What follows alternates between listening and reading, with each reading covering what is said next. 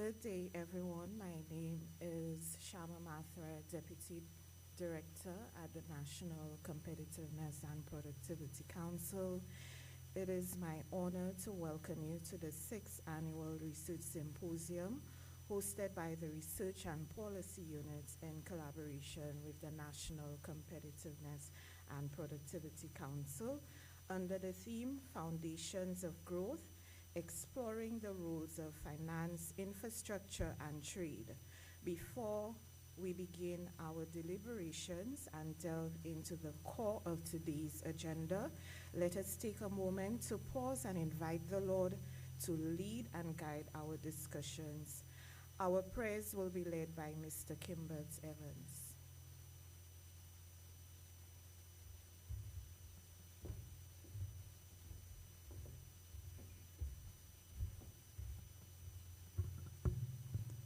Let's all bow our heads for prayer. Holy and merciful Father, we thank you so much, Lord, for bringing us here today. We thank you for the past sessions of this NCPC Productivity Awareness Week. Please, Lord Jesus, have mercy upon us today as we present, as we bring forward the work that we've been working on. Help us, Lord, that the audience may accept it and that we present it with all clarity.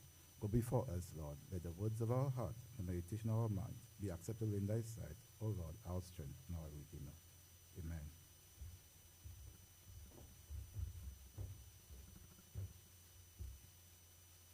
Thank you, Mr. Evans. Now to the protocol list. Permanent Secretary within the Ministry of Finance, Mr. Francis Fontenelle. Chief Economist within the Department of Finance, Mr. Janai Leos. Director of Research and Policy Unit, Ms. Gemma Lafayette. Director of the Financial Services Regulatory Authority, Mrs. Natalie Dusouze.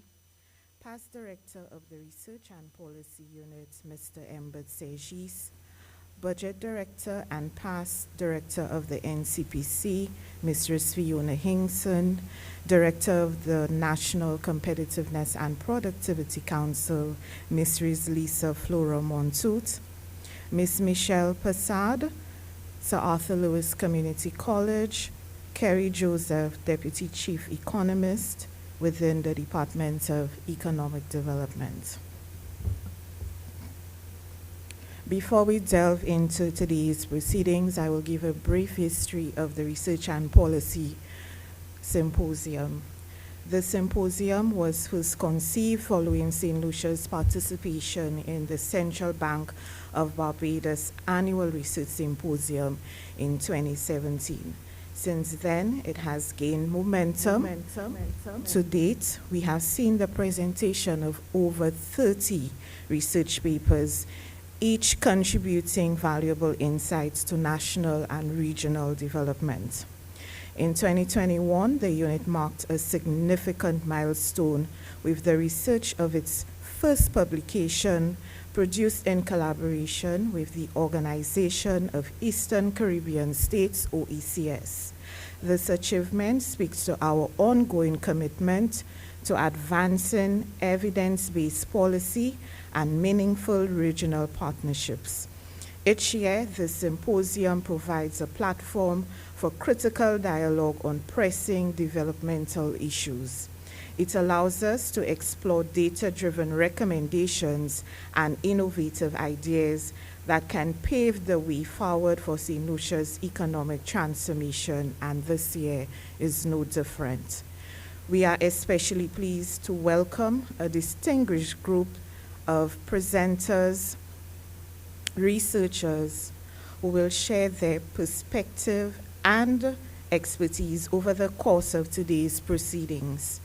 At this time, it is my pleasure to introduce Mr. Janai Leos, the Chief Economist of the Research and Policy Unit. Mr. Leos has played a key role in guiding the unit's research agenda and fostering evidence-based dialogue at the national level. With his extensive experience in economic analysis, he continues to champion the work that informs sustainable growth for St. Lucia and the region. This morning, Mr. Leos will deliver the welcome remarks for our symposium.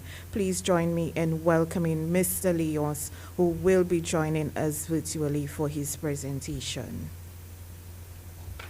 Good morning, and thanks for those warm remarks and introduction as well. Good morning to the distinguished guests, our cause of the Productivity Council, and the mandate that gave birth to it, which was quite simple. How this week was born, and as you just heard, the research component of that Productivity Week was added as well. But why productivity? And why a Productivity Awareness Week, and why have a research component as part of that Awareness Week? We are a small developing nation state. We don't have unlimited land. On the contrary, we have a finite amount of land, a finite amount of resources. We are vulnerable to shocks, and our market size relative to the global economy is quite small. With limited resources and high levels of vulnerability, the little that you have, we must be quite prudent in how we use it to maximize the value added to our society and to our people. And that is, in essence, the definition that underlines productivity. So there are nice synergies between productivity and research. And research is really the vehicle that is going to allow you to say, listen, I understand the constraints that is facing my country. What are the ways, what does the research show that we can use these constraints to get a better outcome? This year's theme, Navigating Through Disruption, I think is a quite timely one. A simple look at the news, you could see that there are quite a number of turbulent events in the global environment, whether it be in the geopolitical sphere, whether it be Ukraine, whether it be Russia, whether it be in the Middle East. We live in a world that is quite volatile, with quite a number of issues that affect St. Lucia. One of the issues that affects St. Lucia is the tariffs. The recent tariff regime that the United States administration would have put forward, that affects St. Lucia, given that the United States is one of our largest trading partners. So one of the papers today is going to touch on that. Looking a bit closer to home, we have papers that look at the link between construction activity, which has typically been a key sector, but also somewhat volatile, and the link between that and economic growth. We are also going to be looking at the banking sector, which again has been a sector that has been quite volatile and has been impacted by shocks, whether it be financial crisis or what have you. We are going to be looking at that sector, and specifically, we're going to be looking at how non-performing loans in that sector influences St. Lucia's economic growth. So there's quite a variety of papers that will be discussed over the coming day, and I wish to welcome you to the discussion. Please feel free to ask and take note of questions as the presenters go through their pieces. We encourage discussion. We would love to hear your feedback. Ideally, we hope to incorporate that feedback and to refine these papers further. We have in the past published some of our papers and work online, and I think we'll continue to do this in this iteration. So thank you once again to the presenters. Thank you to the NCPC for continuing to work with the Research and Policy Unit. And thanks and welcome again to our Permanent Secretary, who will be addressing you shortly. And I also want to welcome you, the guests, once again. And please feel free to engage with the staff of the unit as we seek to work with the Productivity Council and transform St. Lucia with the little resources that we do have. Thank you once again, and over to you.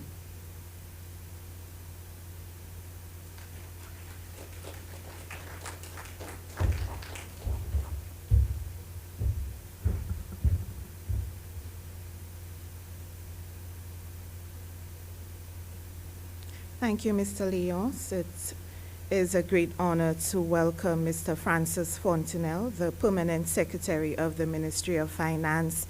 I must share that when the request was made to Mr. Fontenelle, he responded without hesitation. He simply said, let me check my schedule, and shortly after, he gave an immediate enthusiastic yes.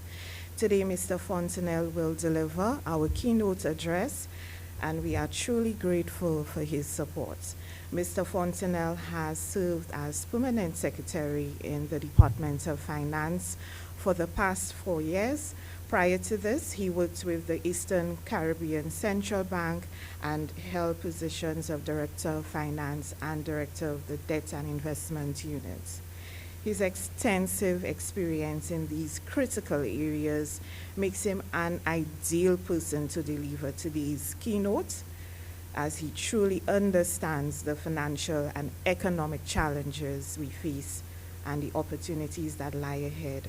Please join me in welcoming Mr. Fontenelle, who will now address us.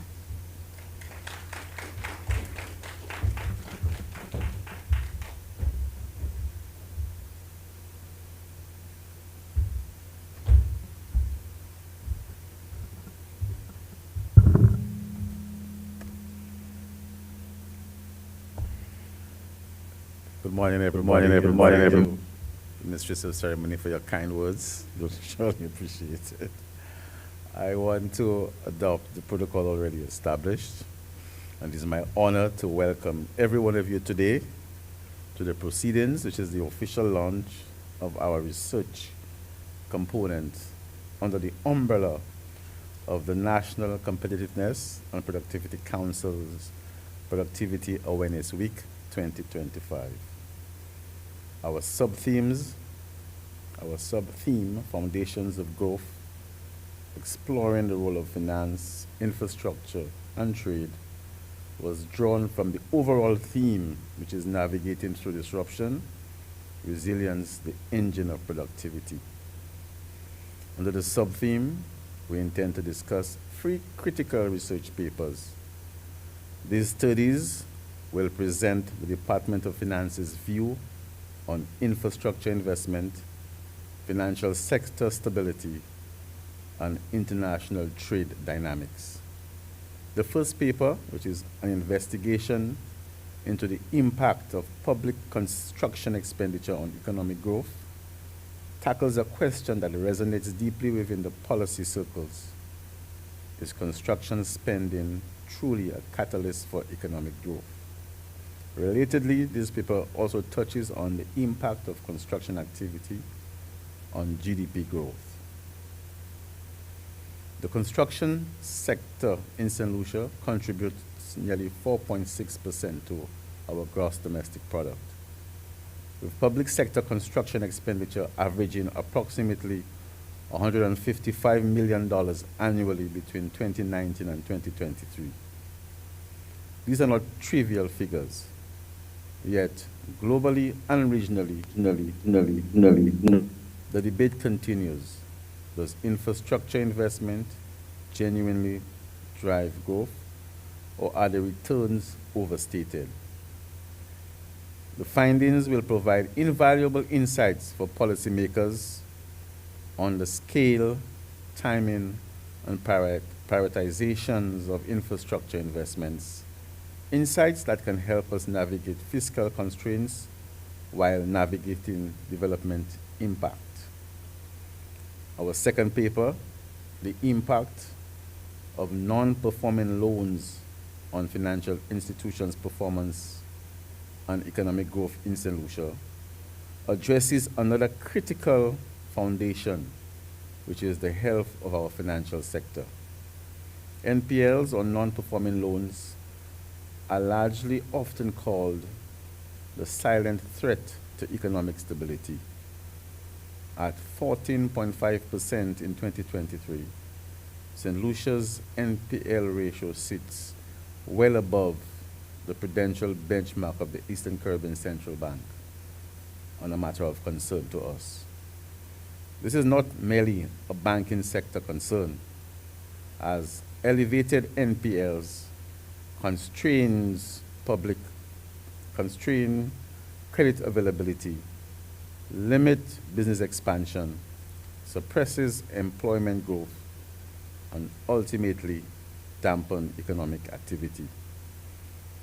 This research will employ panel vector autoregression or VAR methodology and correlation analysis to examine the intricate relationships between NPL, banks' profitabilities, indicators, and broader economic growth.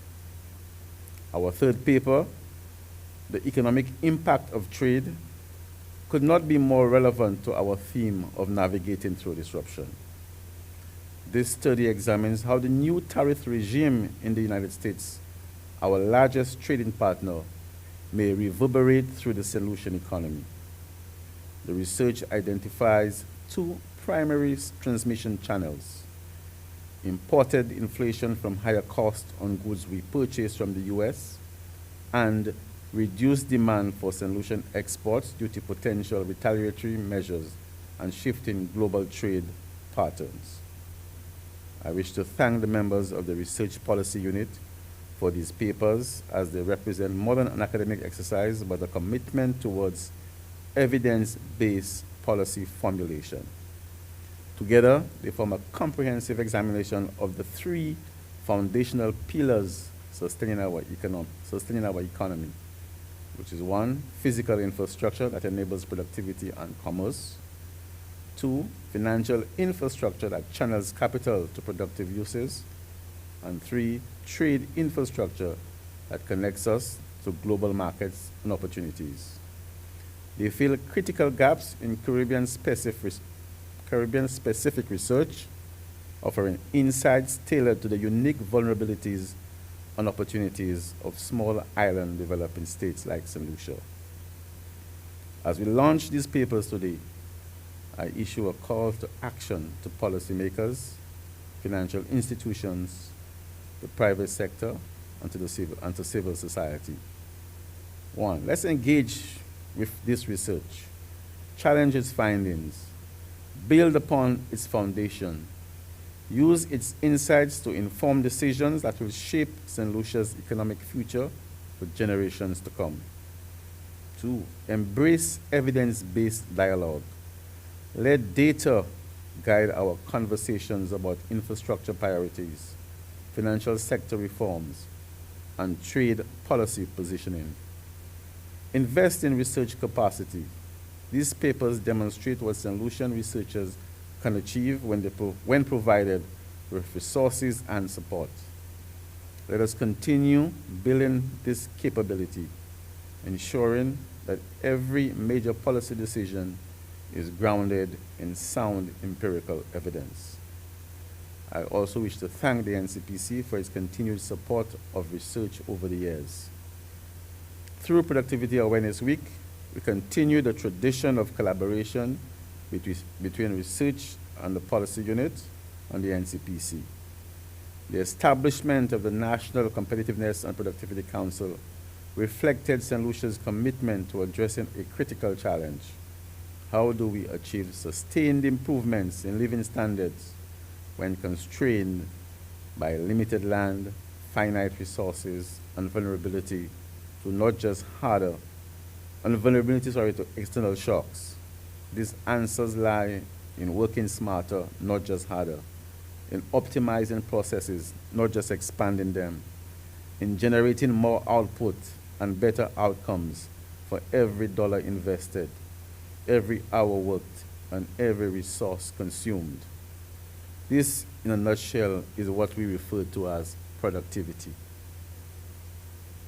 In this vein, the NCPC's task is to measure where we stand, identify where we lag, research what works, and champion the policies, practices, and mindset shifts necessary to build a more competitive, more resilient solution economy. Today's research launch exemplifies this mission in action. Collaboration and symposium like this one is very useful given the challenges that we constantly have to face. such as fiscal constraints, financial sector vulnerabilities, and global trade tensions. But armed with evidence, guided by analysis, and united in purpose, we can transform these challenges into opportunities. Thank you for your presence here today. I now invite you to explore the findings, to question, to discuss, and to envision together the productive resilience in Lucia that we want to build. I thank you.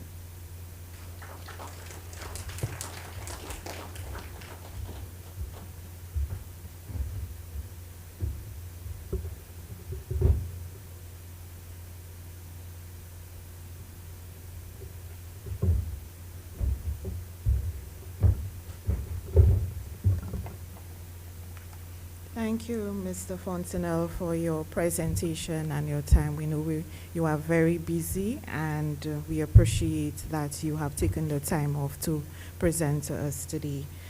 Now, ladies and gentlemen, let us move into the heart of today's proceedings. I would like to take a moment to highlight what makes this symposium unique. Unlike traditional formats, this year we are placing a strong emphasis on engagement and discussion.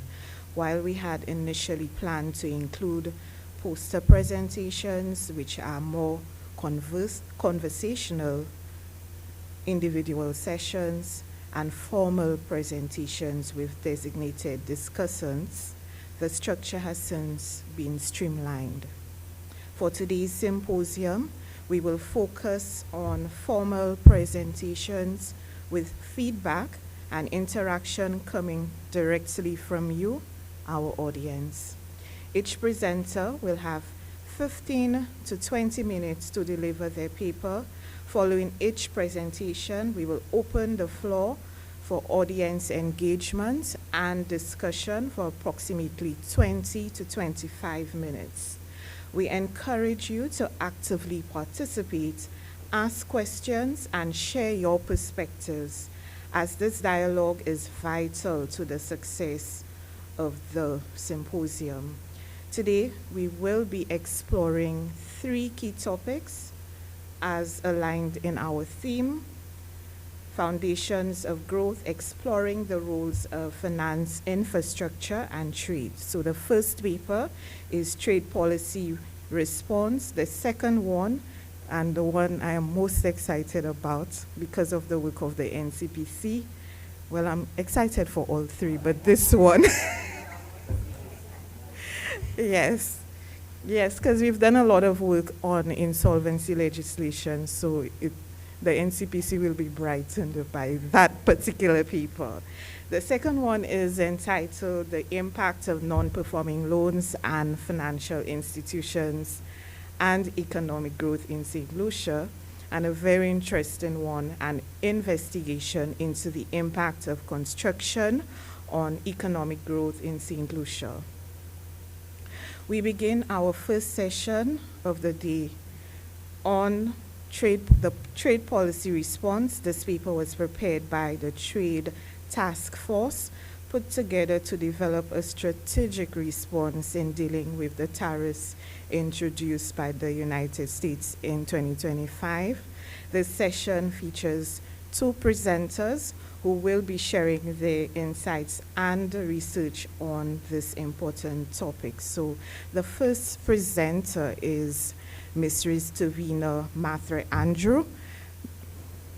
Mrs. Tavina Mathre-Andrew holds a Master's of Science degree in Finance with a minor in Economic Policy from the University of London and a Bachelor of Science degree in Economics and Management Studies from the University of the West Indies. Mrs. Andrew is the Deputy Chief Economist within the Research and Policy Unit. The second presenter is Ms. Jacquille Jamari.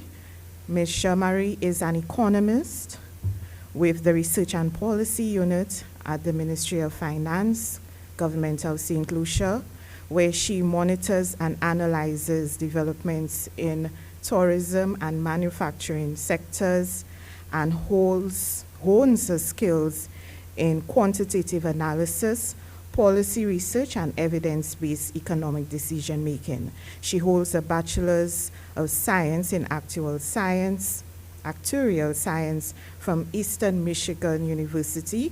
Prior to her current role, Jaquil worked as a financial analyst at the May Mobility Inc., where she developed her experience in financial modeling, data analysis, and economic forecasting. Let us welcome our presenters.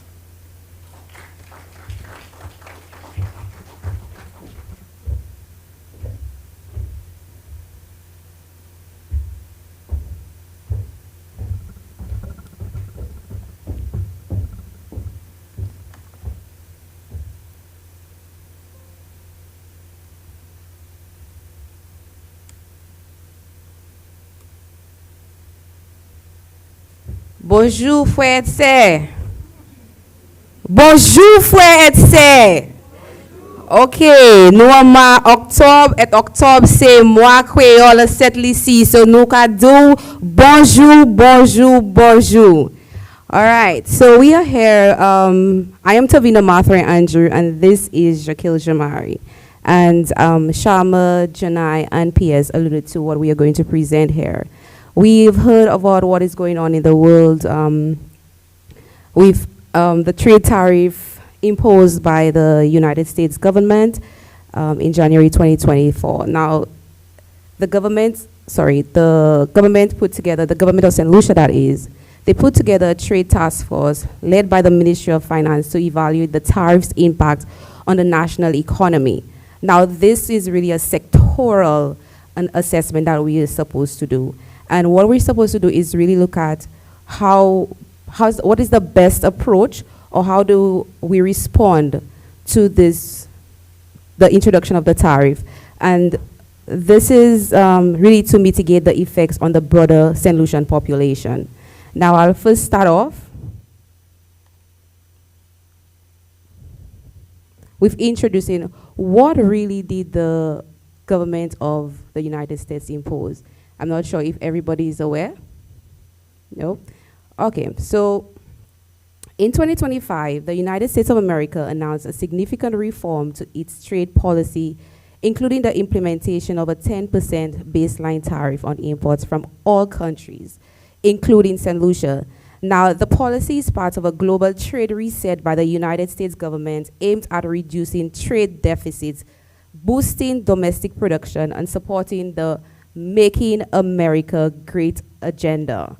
Now, as part of the U.S. trade policy reform, the United States also announced a policy of imposing fees on Chinese-built vessels entering the U.S. ports. Now, luckily for St. Lucia, on April 17, 2025, the U.S. Trade Representative announced exemption on ships operating between the U.S. domestic routes, the Caribbean, and the U.S. territories. However, St. Lucia was still subject to that 10% base tariff. And as such, we are here to present a preliminary assessment of the impact of that said tariff baseline on various economic sectors in St. Lucia. And we're here to make specific recommendations to mitigate the adverse effects of this new tariff. Now, before I jump into it, I'll just give you a brief outline of what our presentation is. And this is our question. We're here to assess the impact, to estimate the impact, and also to provide some responses. Now, Sharma did make mention, this is an engagement. We want to get your understanding as to what the responses are, based on what we propose to you. If you believe that there are additional responses that should be mentioned, we welcome those. So first off, we start the presentation. We're just giving you global context. What exactly is happening in the US and how it's going to impact the US. Then we move to the case for St. Lucia. We will show our methodology, how we did our assessment, how we went about doing our assessment, and then we go into doing a sector assessment, and then our recommendations. Now, Jaquil and I will be presenting. This is really a conversation. We want it to be a conversation between and among us, so she will be jumping in at some point. Okay, so we start off with giving you the theoretical understanding, the global context for St. Lucia. The implementation of the increased said tariff, which is the 10% base tariff, can have severe repercussions for global economic activity. This tariff affects the global economy through various channels, including prices, wages, and exchange rate fluctuation. The immediate effect of the tariff is an increase in the import price of the USA, which often leads to a fall in demand for goods produced elsewhere. And I see Ms. Passad in the audience here. And Ms. Passad is was our lecturer, all of us, our lecturer at the at University of West Indies. And when we look at it, just think of it. Import prices, there's a tariff introduced in the United States. Obviously, everything coming into the United States is going to increase. That's the first effect. The second effect would be purchasing power. The ability to buy, how much can you buy? This will fall. So, given its position as a major global leader in trade, this overall price hike changes the global economic dynamics with ripple effects on global production, transportation, and services. Now, while the consequence of the higher tariff differ from the country imposing the tariff, the country targeted by the tariff both face similar socio-economic challenges. As the tariff took effect on April 5, 2025, the volume of imports and exports between the countries are expected to decline, and prices are also expected to rise, potentially disrupting supply chains, reducing market access for exporters, and raising prices. And as I explained previously, this can reduce the purchasing power if wages do not keep up with rising costs. Furthermore, so when you think about it, when a major economy like the US puts in that 10% tariff, there is a pass-through effect. This can occur where prices are partially absorbed by the exporter or the foreigner. And there is a standard model, it's called the standard quantitative trade model. What it states is that some of the associated costs of the tariff will be felt by foreign producers who may lower the prices to remain competitive in order to sustain market share, as the introduction of the base tariff in importing countries can lead to lower domestic and world demand, potentially causing a reduction in the world price of the product. Ultimately, the distribution of the tariff burden depends on the factors such as product, the market structure, and the elasticity of demand. Now, what I want you to get from this is just the global context. What is the first thing that is going to happen? Tariff is going to increase. The tariff rate has increased. We're moving from 0 to 10%. Not for all countries. Some countries are higher than the 10%. Import prices will increase. A pass-through effect occurs. Domestic prices, of course, will rise. That is inflation. And again, depending on your demand elasticity, GDP may fall. And depending on your trade exposure, purchasing power may fall, and your unemployment level increases. So this is the very first thing, and that is for the case of just globally. Now, for us to understand what happens in St. Lucia, we have to understand our relationship with the United States. Now, the recently imposed 10% tariff by the USA marks a significant shift in St. Lucia. This is the end of our duty-free trade access to the US by St. Lucia and its regional partners, which was granted under the CVI. This trade policy change is anticipated to have broad-based negative economic implications for St. Lucia in the near prospects, given the island's heavy dependence on trade with US in both goods and services. Now, as an open economy with significant trade and tourism linkages, St. Lucia and other Caribbean counterparts are price takers, which means that whatever the price is, we don't have the ability to negotiate. We don't have the ability to change anything. So once the price, we see the price, that is the price that we have to take. So as the name suggests, we are price takers. Now, this is important to understand what the impact will be. As mentioned, there's a direct impact and there's an indirect impact. The indirect impact would be on our imports, and the direct impact is on our exports. Reason being, the 10% tariff is introduced on imports coming into America. when we shift anything or anything to the US, we are faced with the 10% tariff. This is the direct impact. So how does that affect us? It depends. It depends on whether it's a normal good or a niche product. First off, for normal price elastic goods, exports from St. Lucia to the US, the imposition of the tariff increases the prices in the US market. As a result, the demand for these goods decreases since the higher price makes them less competitive compared to the alternative.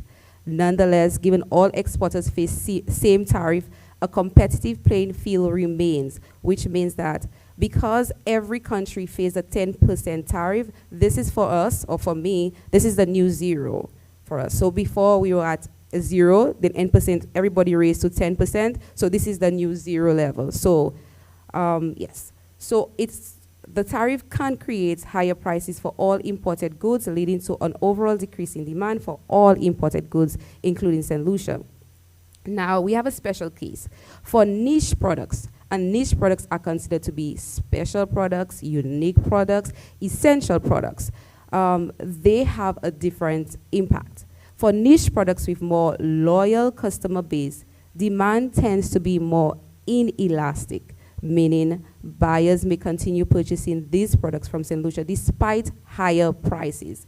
As a result, exporters may not experience significant declines in sales, although some decrease may occur because of the overall increase in the cost. Now I'm letting you understand these terms in terms of what is exports, what is imports, what is normal goods, what is price elastic goods, because when we understand the case of St. Lucia, we'll understand what the impact is going to be. So we have to first off understand the basic relationship or the basic impact that they may have. So for the imports, on the import side, higher US prices of goods can lead to St. Lucia to import items at higher costs, contributing to domestic inflation pressures. So as the tariff is introduced in the US, when we in St. Lucia purchase anything from the US, we may face increased prices. And I say may because it depends where your raw materials originate, where the product is being produced, all of this, and it may impact prices. Once this happens, everything becomes more expensive. Of course, producers or buyers, retailers, traders may not absorb that cost. They may, depends on the price elasticity of demand again. However, most likely, they pass it on to consumers. So this is the impact on the import side and on the export side. So we understand what the direct and indirect impact is going to be. Now, it is good for us to understand what the data says, what St. Lucia data says in terms of exports and imports.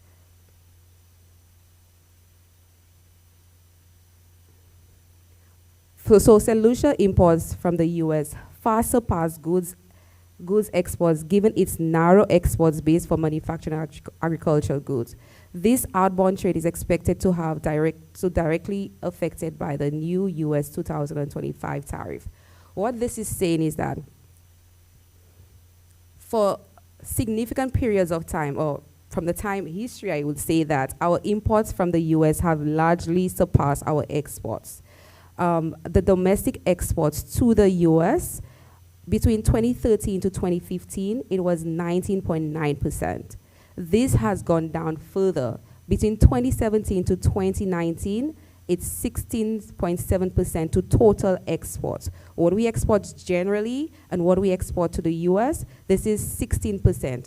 And exports to the US, this ratio, fell to 13.1% between 2020 to 2024.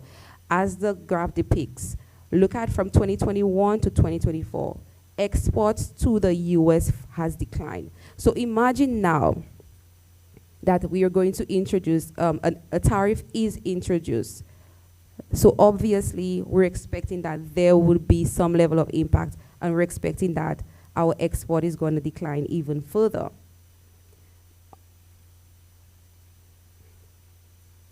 On the import side, this is huge. We import 44% of total imports over the period 2023 to 2024.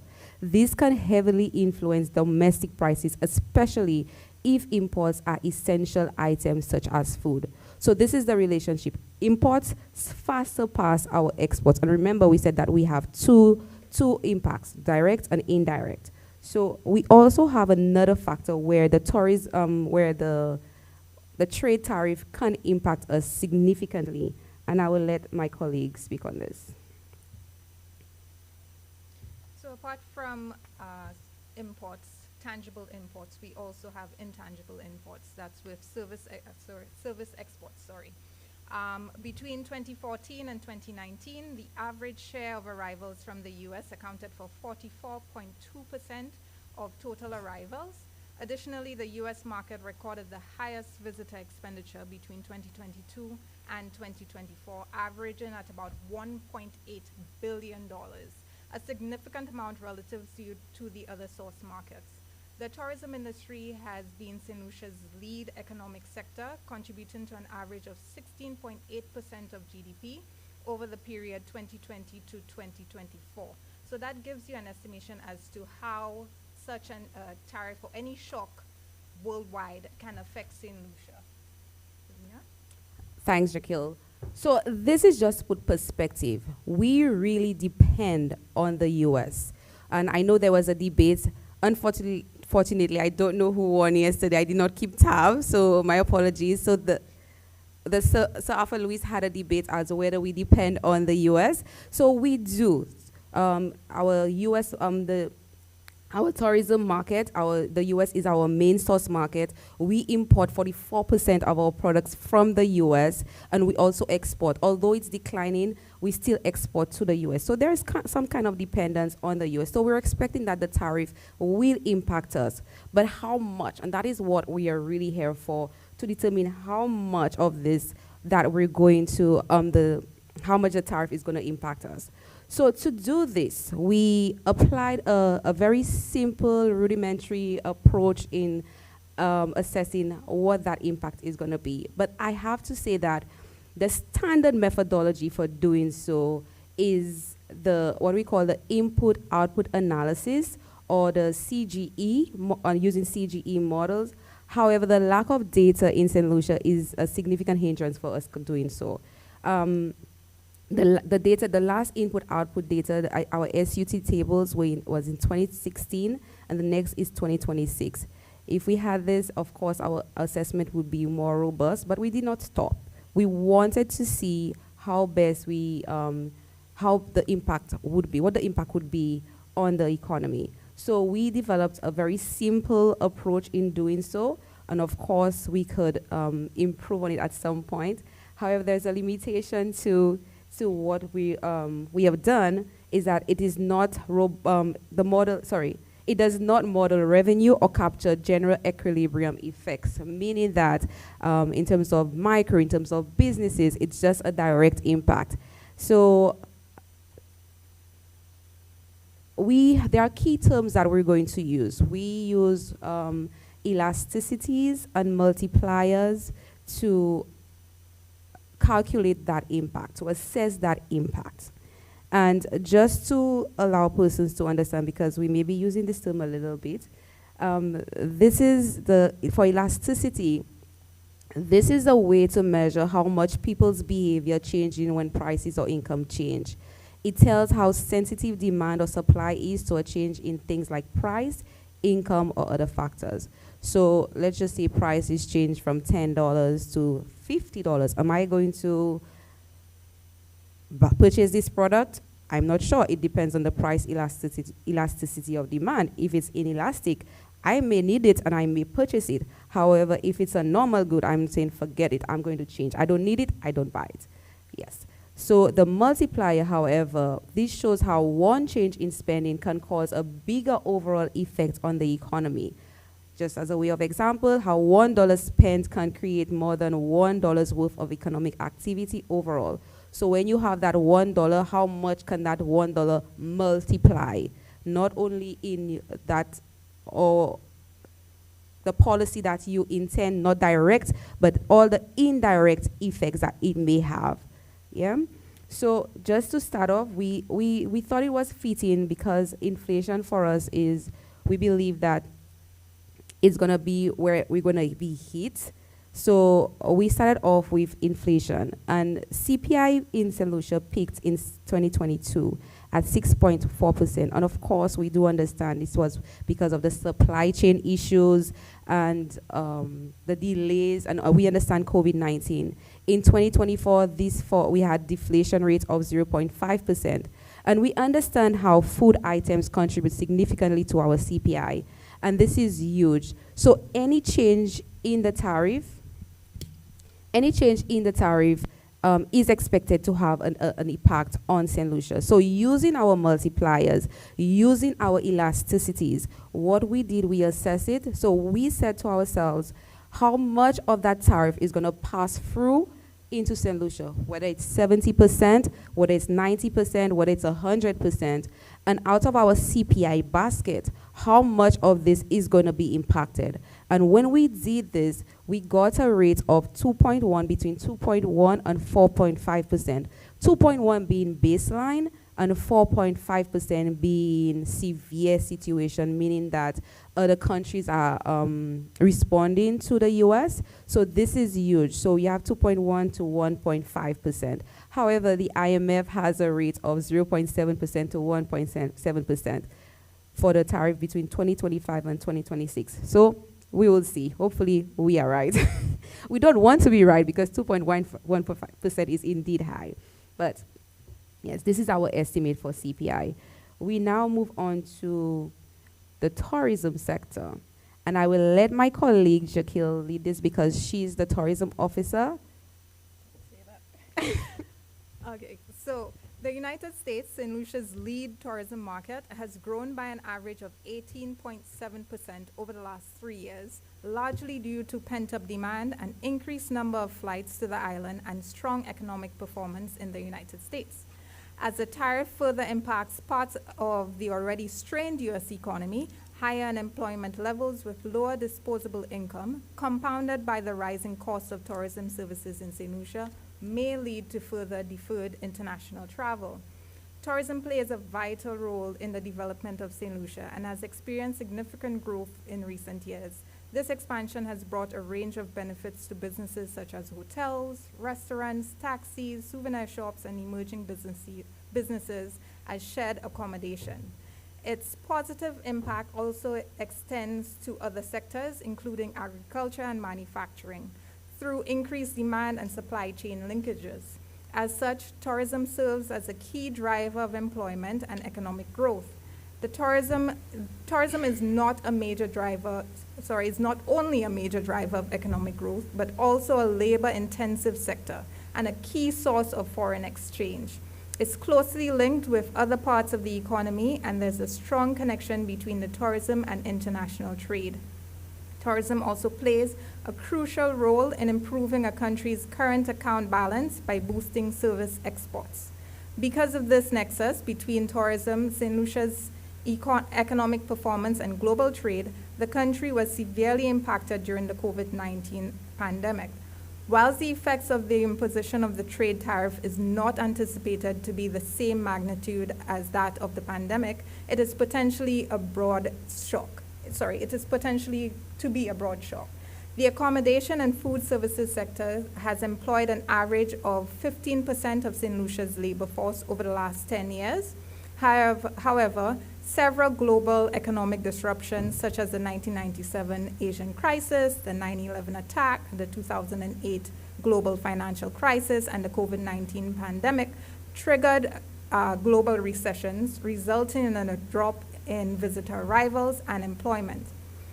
Visitor expenditure, a key indicator of the tourism sector's contribution to the trade balance, has averaged approximately $3 billion in recent years. However, this figure declined sharply to around $1.5 billion during the pandemic period, essentially cutting visitor expenditure in half. This kind of volatility shows why St. Lucia needs a solid plan for the short term and long term.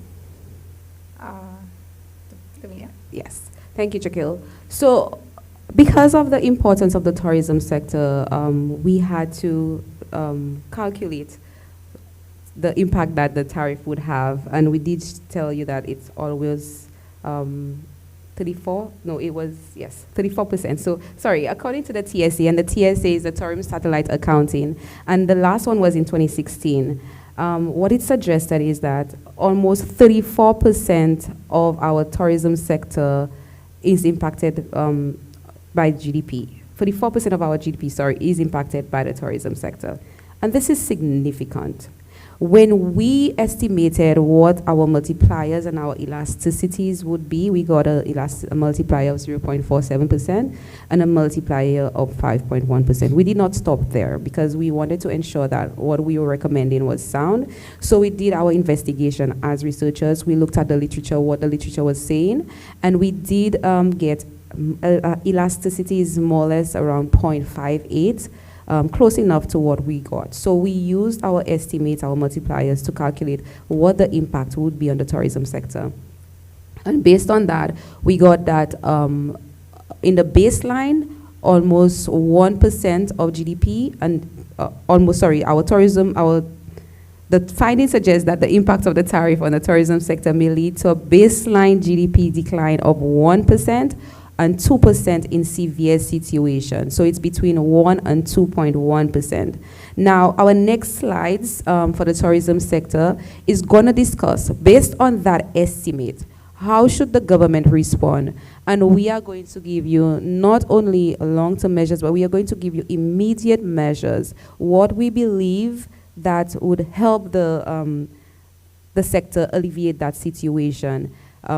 And we also, not only short-term, but we also provided long-term responses. And that long-term responses was because if we have this situation, and we have had this situation before, we do not want all the time to just respond to the situation. We want to ensure that we make recommendations that in the event that these events occur, these global events occur, that we are ready for it. So Jackie is gonna provide you those responses, but I want you to pay close attention to the responses.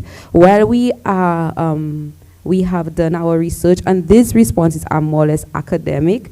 We looked at case examples from other countries to see what they have recommended.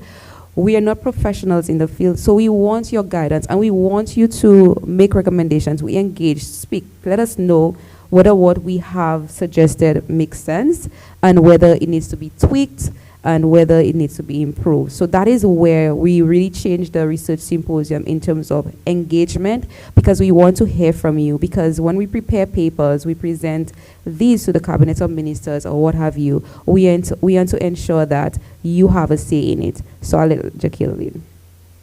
Okay, so for the short-term responses, we have diversify the markets, expand geographic reach, marketing in alternative regions outside of the U.S. market with partnering with airlines, using data to identify countries with growing income or high middle to middle class earning populations. Asia represents 2/3 of the middle class globally, so looking into Asia might be an option. Adapting promotions to different cultures, preferences, traveling behavior of these markets. For example, travelers from India may prefer vegetarian meals. Focus marketing efforts on emerging and untapped markets in Europe, Asia, Latin America. Use data to drive these decisions. The next one would be developing personalized experiences. Customize travel packages to meet the specific interests. Design packages for different traveler types such as families, millennials, digital nomads. Those whole experiences need to be tailored. An example of this would be in Barbados. In July 2024, Barbados launched a Barbados Welcome Stamp, provides a 1-year visa for remote workers earning at least $50,000 per year. Use technology to create individual travel experiences. Data analytics enables travel providers to personalize itineraries and offer real-time updates based on individual preferences. The next one we can try is target domestic consumers. promote local tourism through staycations and weekend getaways. Hotels and businesses can attract residents seeking quick escapes by offering affordable packages. Offer incentives and packages to encourage citizens to explore St. Lucia, provide discounts or deals on accommodations. We can also target markets during off-peak seasons. Target the French West Indies and other countries accessible by ferry during off-peak season will especially discount with special discounted hotel rates. This keeps the costs low for both the travel and accommodation expense and makes the visit affordable for Caribbean visitors and increase occupancy rates during an otherwise slow period. Broaden the target consumer segment beyond couples and honeymooners to include families, excursionists, and other travel groups.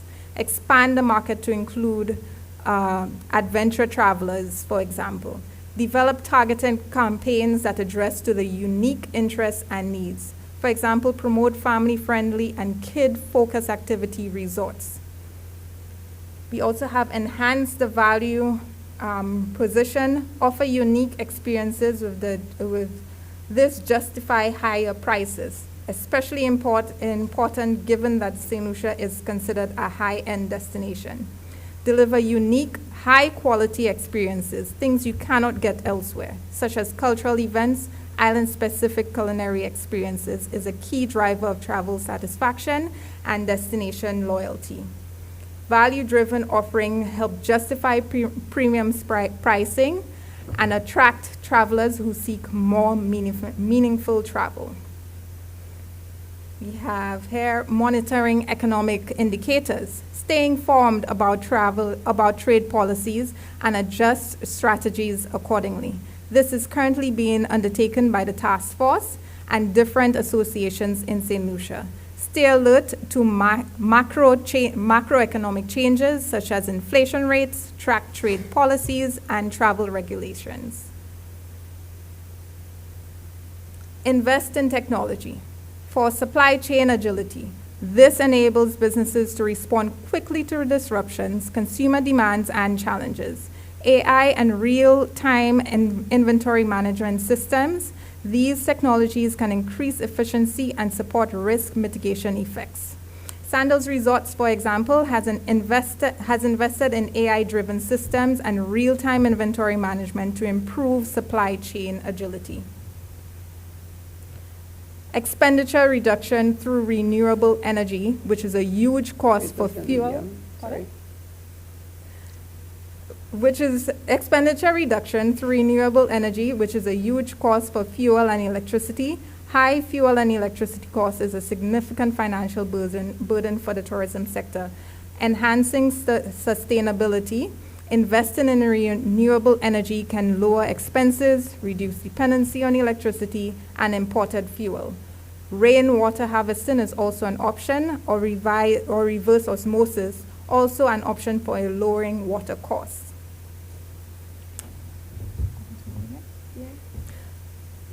While the short-term recommendations are directly related to addressing the current trade issues, additional recommendations are necessary to improve efficiency and ensuring preparedness should other trade issues arise in the future. So some of the medium-term responses: encourage imported substitutions such as buy local campaigns, promote the use of domestically produced goods and services, raises awareness amongst tourists operating and consumers about the benefit of supporting local producers, encourage expansion of the production spaces and certification of businesses. This can also enhance the appeal of the destination by offering visitors local goods and services. This approach is currently being explored by the Ministry of Commerce to improve domestic consumption. Support tourism-related businesses through financial aid and training. Strengthen the linkages between the tourism and agricultural sector, can contribute to rural development by generating employment and supply chains. It also helps improve food security. We also have long-term responses, which includes, again, promoting renewable energy, It also includes improving justice and social outreach systems to reduce crime. This is essential for creating a safer, more attractive environment for both residents and tourists. Lower crime rates enhances St. Lucia's reputation, increases visitor confidence, and contributes to economic growth. Develop a policy for improving processes. Establishing a clear policy aimed at improving operational processes is essential for increasing quality and efficiency across the tourism sector. This standardizes procedures, establishing performance KPIs, and encourages adoptions for continuous development. So these are the responses that we have developed so far, and I see Mr. Serge is taking notes, so I'm happy to see that. Yes, for the tourism sector, and we went in detail with the tourism sector because we understand the importance of this sector to St. Lucia. Almost 44%. It contributes almost 44% to GDP. So we do understand that. So that is why we want to ensure once we make the recommendation, it is something that we can put forward to the government. It is something that we can to reduce and to temper the impact of the trade tariff on St. Lucia. Yes. So we move on now to the other sector. And I know that we are not good on time, but however, this is a very important discussion for us because this is changing. As I mentioned, there are issues around the world, and every day you look at the news, there is some change. So we want to ensure that once this report is produced, is presented, that it is something that is binding. So we're going to try to go up move a little quicker, so our other presenters will get it. But we want to ensure that that discussion, that you understand what it is that we're presenting.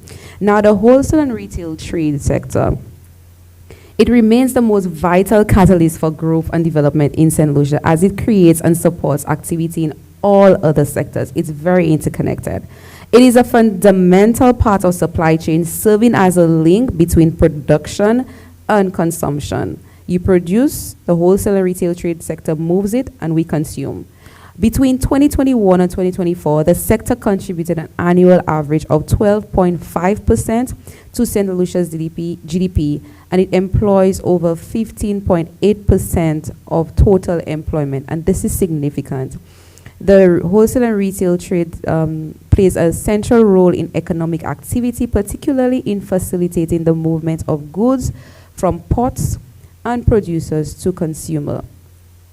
Now, how do you think that the wholesale and retail trade sector is going to be impacted by the tariff? The imposition of the tariff is expected to lead to a decline in international trade. As a result, supply chains are expected to be disrupted, causing delays, increased costs, and logistic challenges. In response, countries may seek alternative markets, leading to a shift in global trade patterns. Over the long term, this can potentially lead to a slowdown in economic activity, prompting the need for policies to mitigate the impact on trade, tourism, and employment. Now, in St. Lucia, it is anticipated that the imposition of the tariff will lead to higher cost of imported food items, driven by inflationary pressures throughout the logistical chain, regardless of the country of origin. This is expected to lead to an overall increase in import values, accompanied by corresponding decrease in production. In our initial slides, we did indicate to you that the indirect impact of the tariff is going to be on imports. As the imports become more expensive, persons are able to purchase less. So less goods will be moved into as demand declines. Goods will not be moving throughout the economy. So production is going to fall, less goods is going to be consumed. So our wholesale and retail trade sector is going to be impacted. By how much? Using the same methodology in terms of elasticities and our multipliers, we estimated that our wholesale and retail trade sector is going to be impacted in terms of baseline 1.3% and in terms of severe 2.5%.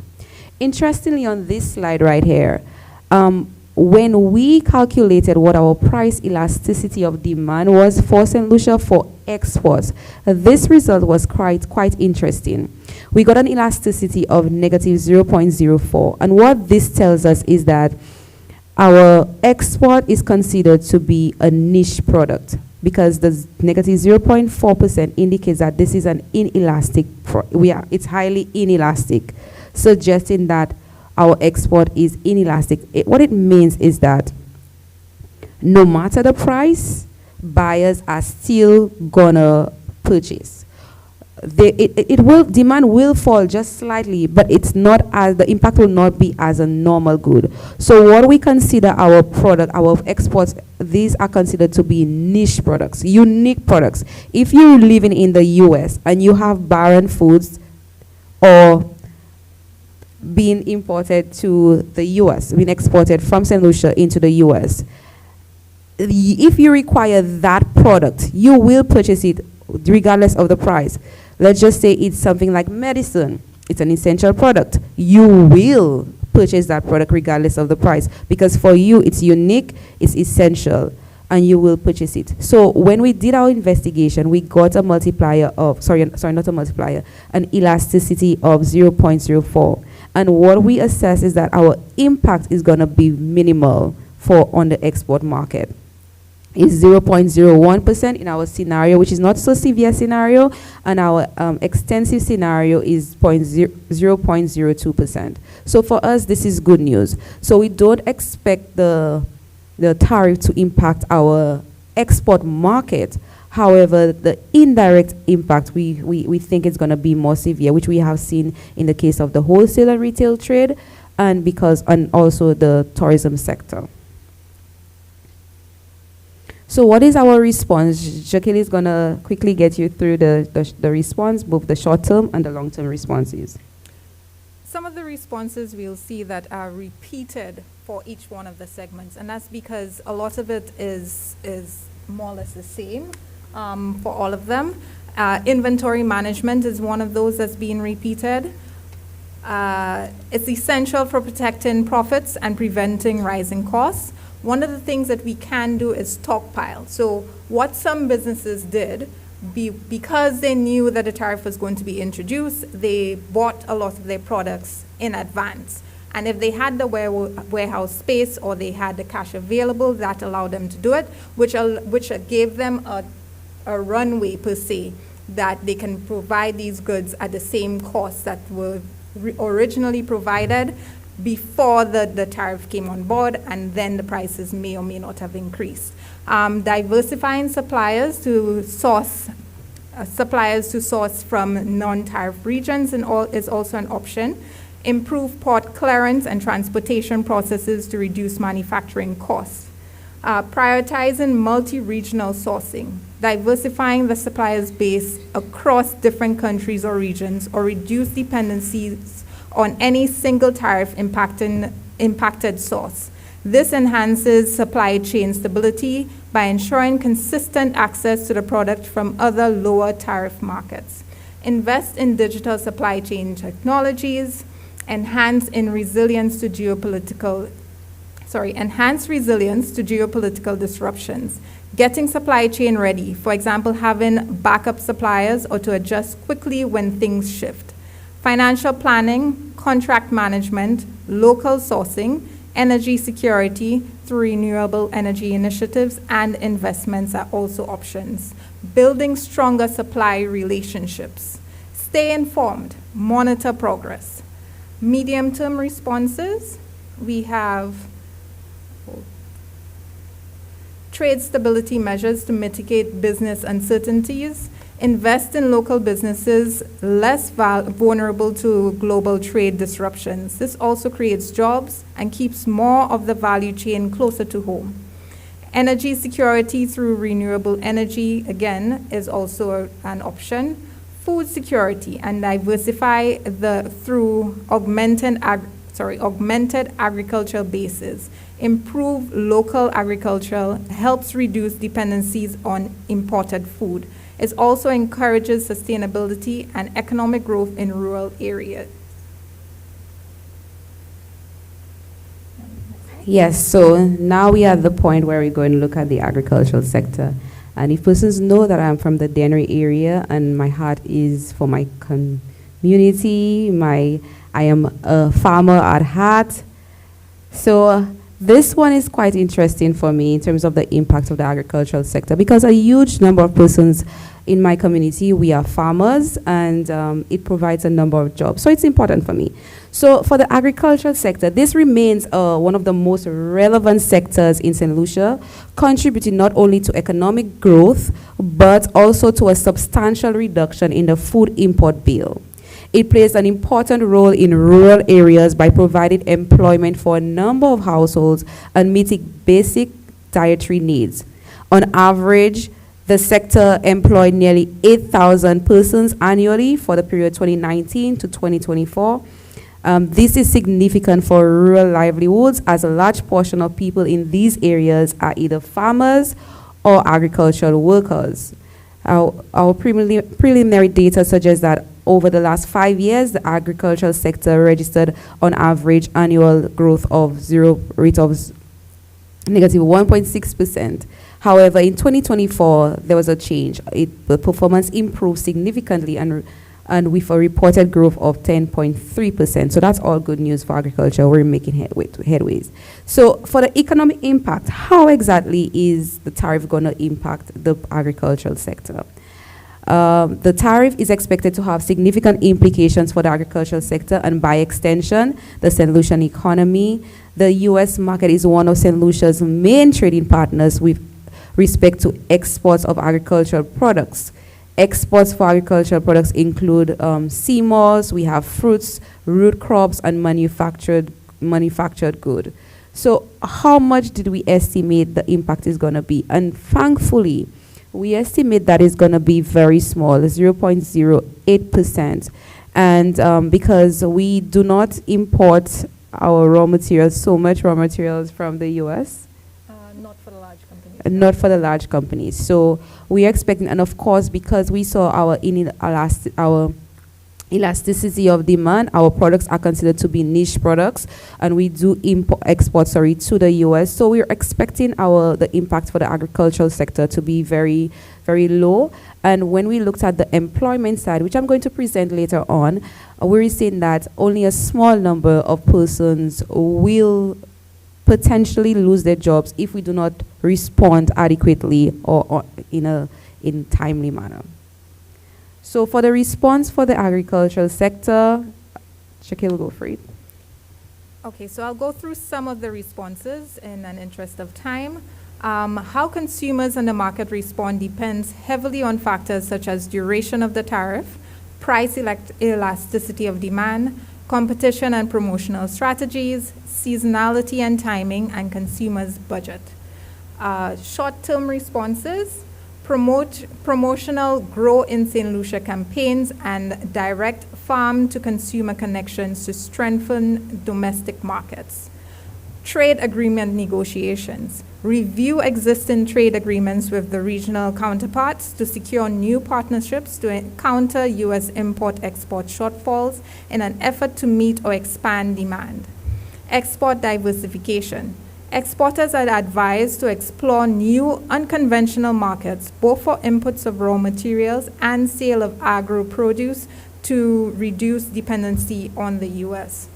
Advocate for sector protection: farmers are concerned about higher cost of inputs, as these additional costs will mean higher costs of operations and prices for consumers. Farmers are also concerned about how costs could possibly be supplemented as a means of protection and survival. We can also look at trade competition. It is anticipated that despite the 10% tariff on St. Lucia's exports, products may still be more price competitive compared to agro-products from other competing countries with higher tariffs. If this is the case, local agro suppliers and exporters should prepare to take advantage of such an opportunity to increase sales, market presence, and linkages. Invest in local production of agricultural produce to domestic consumers, to alternative trade or alternative trade partners. St. Lucia can reduce its reliance on food imports and improve food security. Having extra surplus, produce can be exported to regional or new markets or the hotel industry, helping to improve economic performance. Medium-term responses: diversification of trade. To reduce the dependence on the U.S. market, alternative markets can be explored. Logistics and shipping: collaborate with other Caribbean territories to establish a collective framework for secure shipping containers space, thereby improving bargaining power with international shipping lines, ensuring more reliable access to cargo transport, and reducing overall shipping and logistic costs across the region. Invest in machinery which can make farming less labor-intensive in St. Lucia. This can boost productivity and reduce the need for manual labor, addressing labor shortages in the farming sector. Long-term responses: export strategy: establish a government-sponsored distribution center in visitor countries, supported by improved air and sea logistics. This will ensure that international visitors can easily access the premium goods and services they were introduced to during their stay on island. Continue to explore new trade agreements and partners. Put measures in place to improve the efficiency of the ports. This can reduce turnaround times and shipping costs. Efficient ports are important to maintain competitiveness, especially for perishable agricultural products. Promote reduction in costs through renewable energy, once again shows up in this sector. Consider exploring exemptions for agro products. Offering tax exemptions on fertilizers, seeds, and machinery can lower production costs and encourage investment in agriculture. Increased mechanization may be a solution to labor constraints. This can fill gaps caused by an aging or declining agricultural worker, improve productivity. Worker training and reskilling can help transition underemployed workers from the tourism or retail into agriculture. Financial protection measures include advanced purchasing agreements, specialized insurance, and government financing to strengthen the domestic market while shielding against market volatility.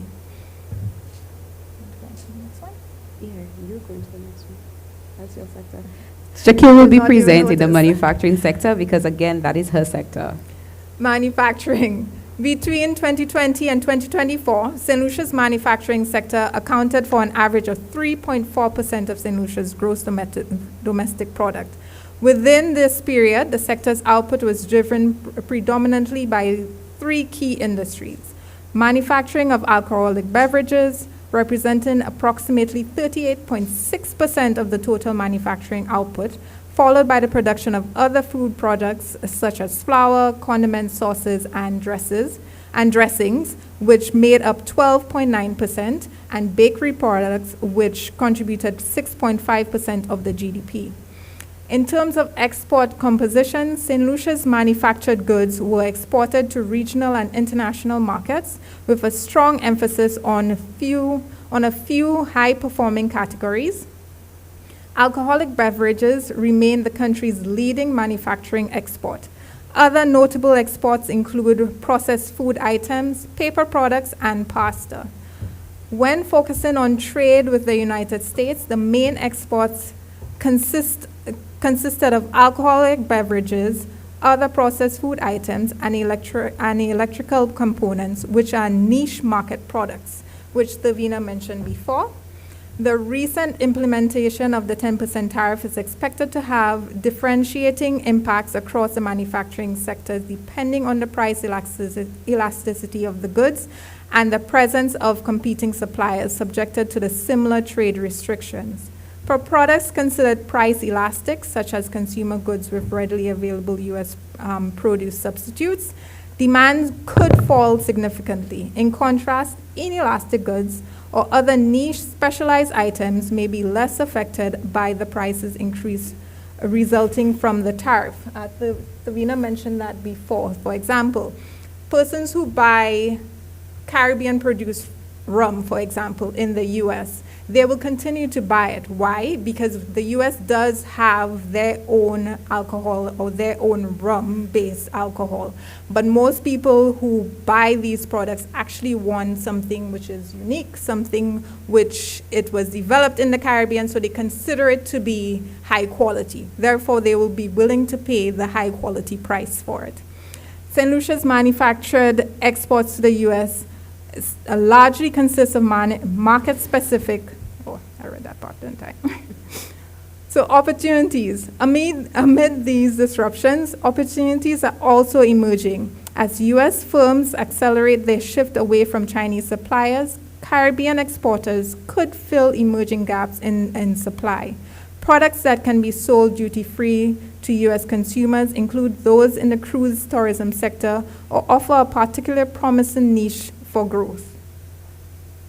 So, using our standard methodology, our elasticities, our multipliers, and looking at the pass-through in terms of how much of the tariff we expect to pass through the economy, we estimated that that the GDP loss would range from 0.7% to 0.9% for the manufacturing sector. And again, because of our export products going into the US, we expect it to be very small because they are niche products. So the impact is not for us. We have estimated to not be that huge.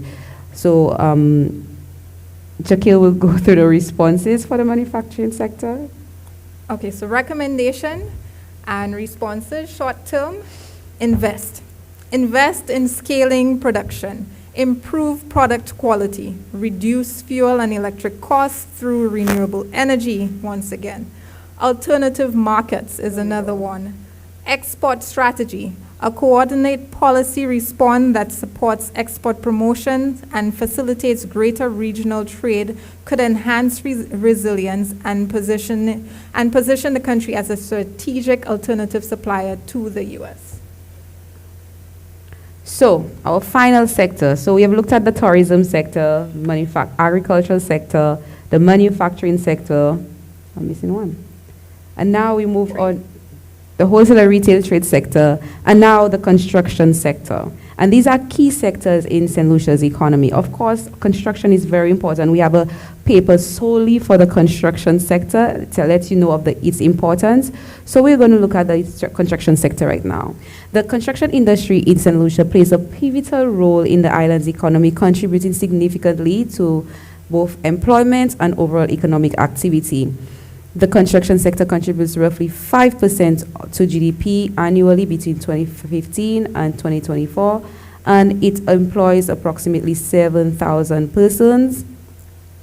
What is important for us is the foreign direct investment and the role that it plays in the construction sector. From 2000 to 2009, FDI inflows averaged 13.3% of GDP, but declined to 6.4% between 2010 and 2019. Why is that important? While the data does not reveal a direct link to global disruption, the 2008 financial crisis corresponded with a 3.98 percentage point decline in FDI, suggesting a potential impact. So this is why we think that FDI is important to measure, there's a relationship between FDI and construction, and because of the tariff, we believe that FDI may be impacted, and as such, it will be filtered through the construction sector. So the extent to which the imposition of the tariff impacts the construction industry depends on several factors, including St. Lucia's construction sector heavy reliance on FDI for funding private sector projects, delays from logistical challenges, and the ability of local suppliers to meet demand. Heightened uncertainty from ongoing trade disputes along geopolitical tension is likely to reduce the foreign direct investment. Hence, the imposition of the tariff may lead to increased cost of construction, which could make housing and government-related projects more expensive. Moreover, the tariffs could influence broader economic indicators such as employment in construction-related sectors, interest rates, fiscal implications, and overall economic growth. What is the impact? we assume that the impact would be in a severe case, in baseline 0.4%, and in a severe case 0.8%. Jakil? So we have some responses to the tariffs and also some general observations. Price sensitivity substitutions, reduced spending, uncertainty, delayed or deferred investment. Reciprocal tariffs leading to higher domestic prices may prompt consumers to seek cheaper alternatives, especially products that are price sensitive or price elastic. However, it may create opportunities for self-reliance and the formation of new local sub-industries and substitute goods, example, products of construction tools like shovels, spades, etc. Retailers may adopt different or new pricing strategies in response to increased price levels, pass on full or partial increases to consumers, or reduce profit margins. They may also explore sourcing non-tariffed or cheaper substitutes from new source markets. Sectoral business downsizing or closure leading to increased employment is also one of the responses, sadly. Wholesalers may navigate supply chain disruptions and shift in the market to cheaper alternatives. Consumers may see a reduced variety of imported products as retailers and wholesalers focus on products that are not subject to tariffs. Products quality might also be impacted, but may in turn affect the resilience or quality of construction projects going forward. So this is it for our, in terms of looking at the various sectors. So what is the overall GDP impact? Now, we've had situations like this before. We have global economic disruptions, such as the Asian financial crisis in 1997. We also had the 9/11 in 2001, and we had the 2008 financial crisis. This led to economic contractions of 0.6%, 3.3%, and 1.6% respectively, and this is for the case of St. Lucia. Now, based on our preliminary estimates, what we have presented to you today, when we amalgamate or put everything together in terms of the different sectors, we saw that it would lead to between 3.3% to 6.2% in between a baseline and a severe case. Nonetheless, due to the interconnected nature of the economic sectors and the manner in which our computations were undertaken, there may be a possibility of double counting for sure. So we're saying that based on what we've seen in the past, between the 9/11 attack and the global financial crisis, the weakest impact would have been the 1.6% and the strongest would have been the 3.3%. We know about COVID-19. This was an outlier, so we're not going to consider this. So we're saying that the impact may be overall on the solution economy between 1.6% and 3.3%. So on our next slide goes into employment.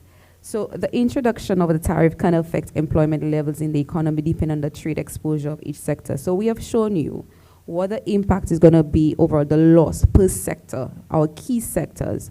Of course, if there is less output in those sectors, you expect that there will be an impact on the economy, on the unemployment.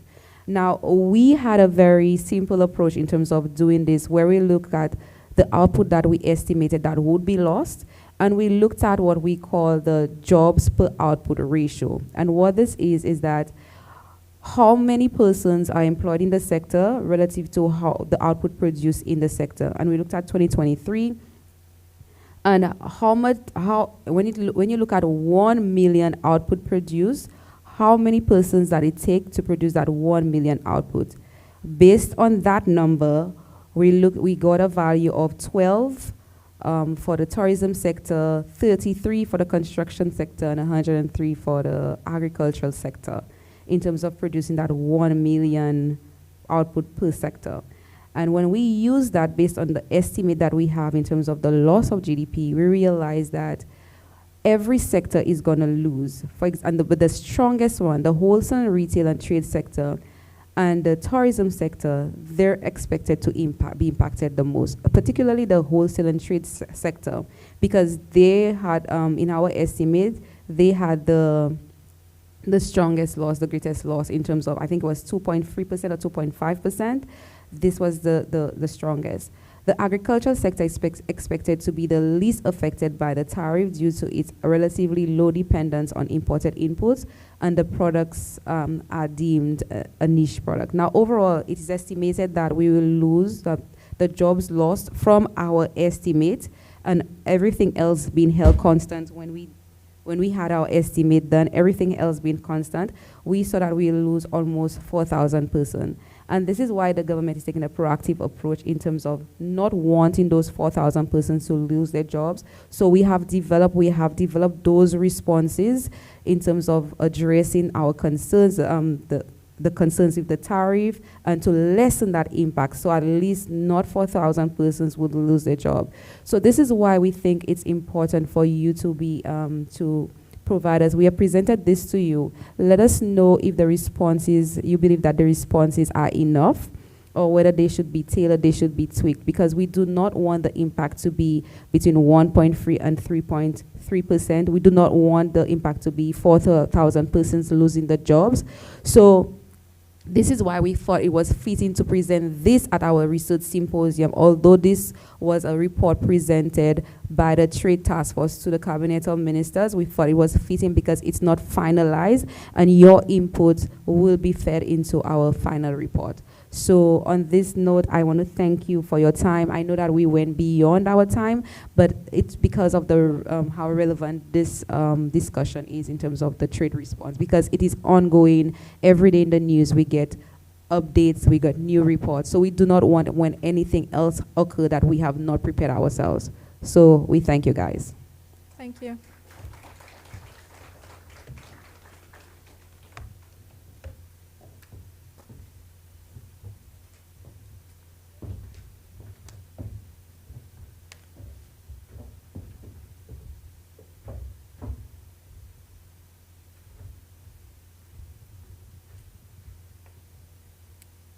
Thank you so much, Tavina and Shaquille. This was definitely an insightful and comprehensive presentation. And as I listened, I'm seeing how this research can tie into our competitiveness agenda in terms of how we come up with short-term responses to our current productivity and competitiveness issues. So we will be definitely coming back to the research and policy unit on that. So as trade policy remains a key driver of economic growth and competitiveness, particularly for small island developing states as St. Lucia, we welcome your insights to help shape a more effective and responsive policy direction. We now open the floor for comments, feedback, and recommendations on the presentation delivered on trade policy response. Please come up to the mic, introduce yourself, and proceed with your question and comments.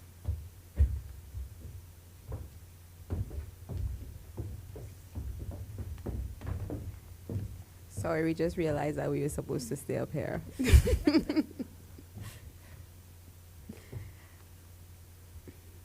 No hard questions, Mr. Segis. This is Mr. Segis, our former director, so yes, we're always happy to have him.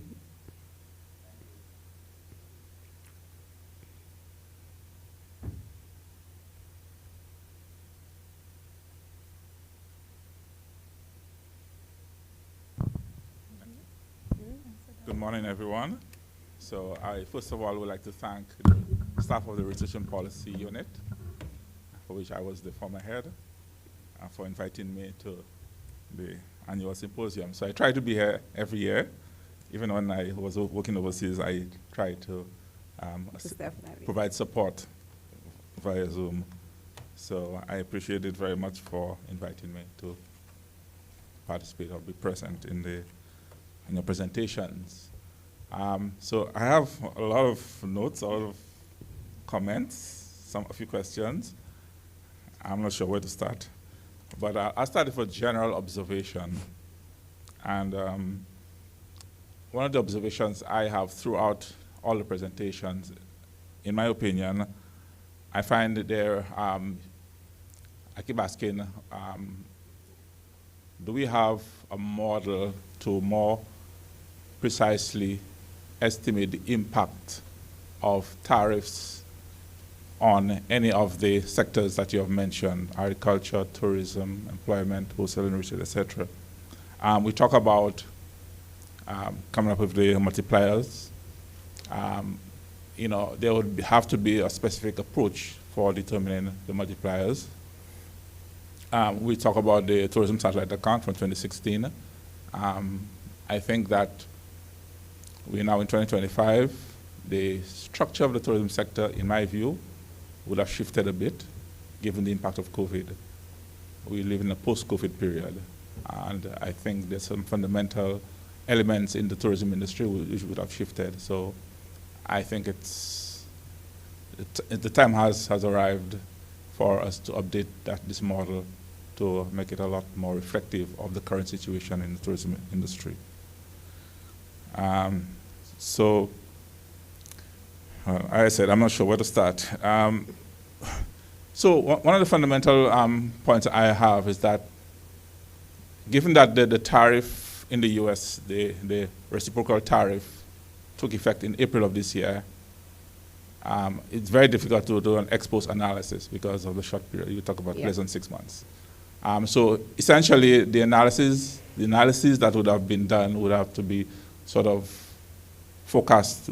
You'd have to forecast for a given period, and you need to undertake some sensitivity analysis to look at how the 10% tariff would impact on the various sectors that you just presented on. Now, I have a sort of a basic question when it comes to the tariff. Because we talk about a reciprocal tariff. So the US has imposed 10%, and we in turn would have imposed 10%. But I need to step back and ask the question, what was the weighted average tariff rate for the US before the reciprocal tariff was imposed earlier this year? Because if you're looking at the impact, you need to look at the change in what existed previously and what exists now. Okay, and we need to know what it was before.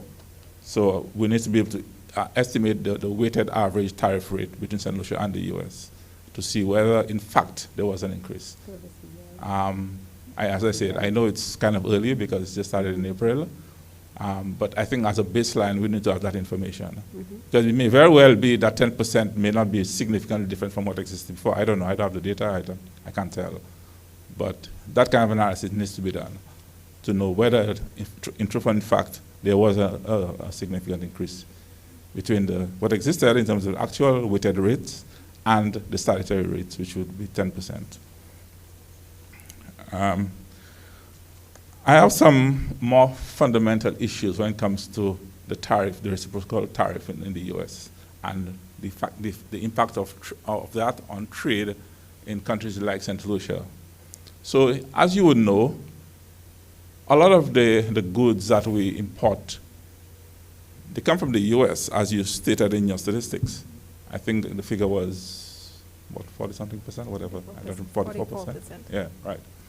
But I think we need to delve a little deeper into that and to look at how much of those goods really originated from the US as opposed to China and other major exporters throughout the world. Those of you who shop online, Shein and is it Table? Mr. Right? All of those goods, they do not originate from the US. They originate from China and or Vietnam, all those countries. But they pass through the US to arrive in St. Lucia. So in our trade statistics, it shows that the goods are imported from the US. But in fact, in terms of the origin of the product, it's not from the US. Because the value added after it comes to St. Lucia, most of it would be from China or Vietnam or those countries. There's very little value added that would be in the US. So I think we need to look at that fundamentally. And I always have a problem with that, saying that the goods really came from the US. It doesn't necessarily have to come from the US. And in terms of our trading patterns, I believe the time has come, and maybe it's a good thing we have the reciprocal tariff, because this would force us to change our trading patterns. Because the goods that are coming from China, and from India, and from Vietnam, while now a lot of them are passing through the U.S. to come to the Caribbean, but it doesn't necessarily have to be so.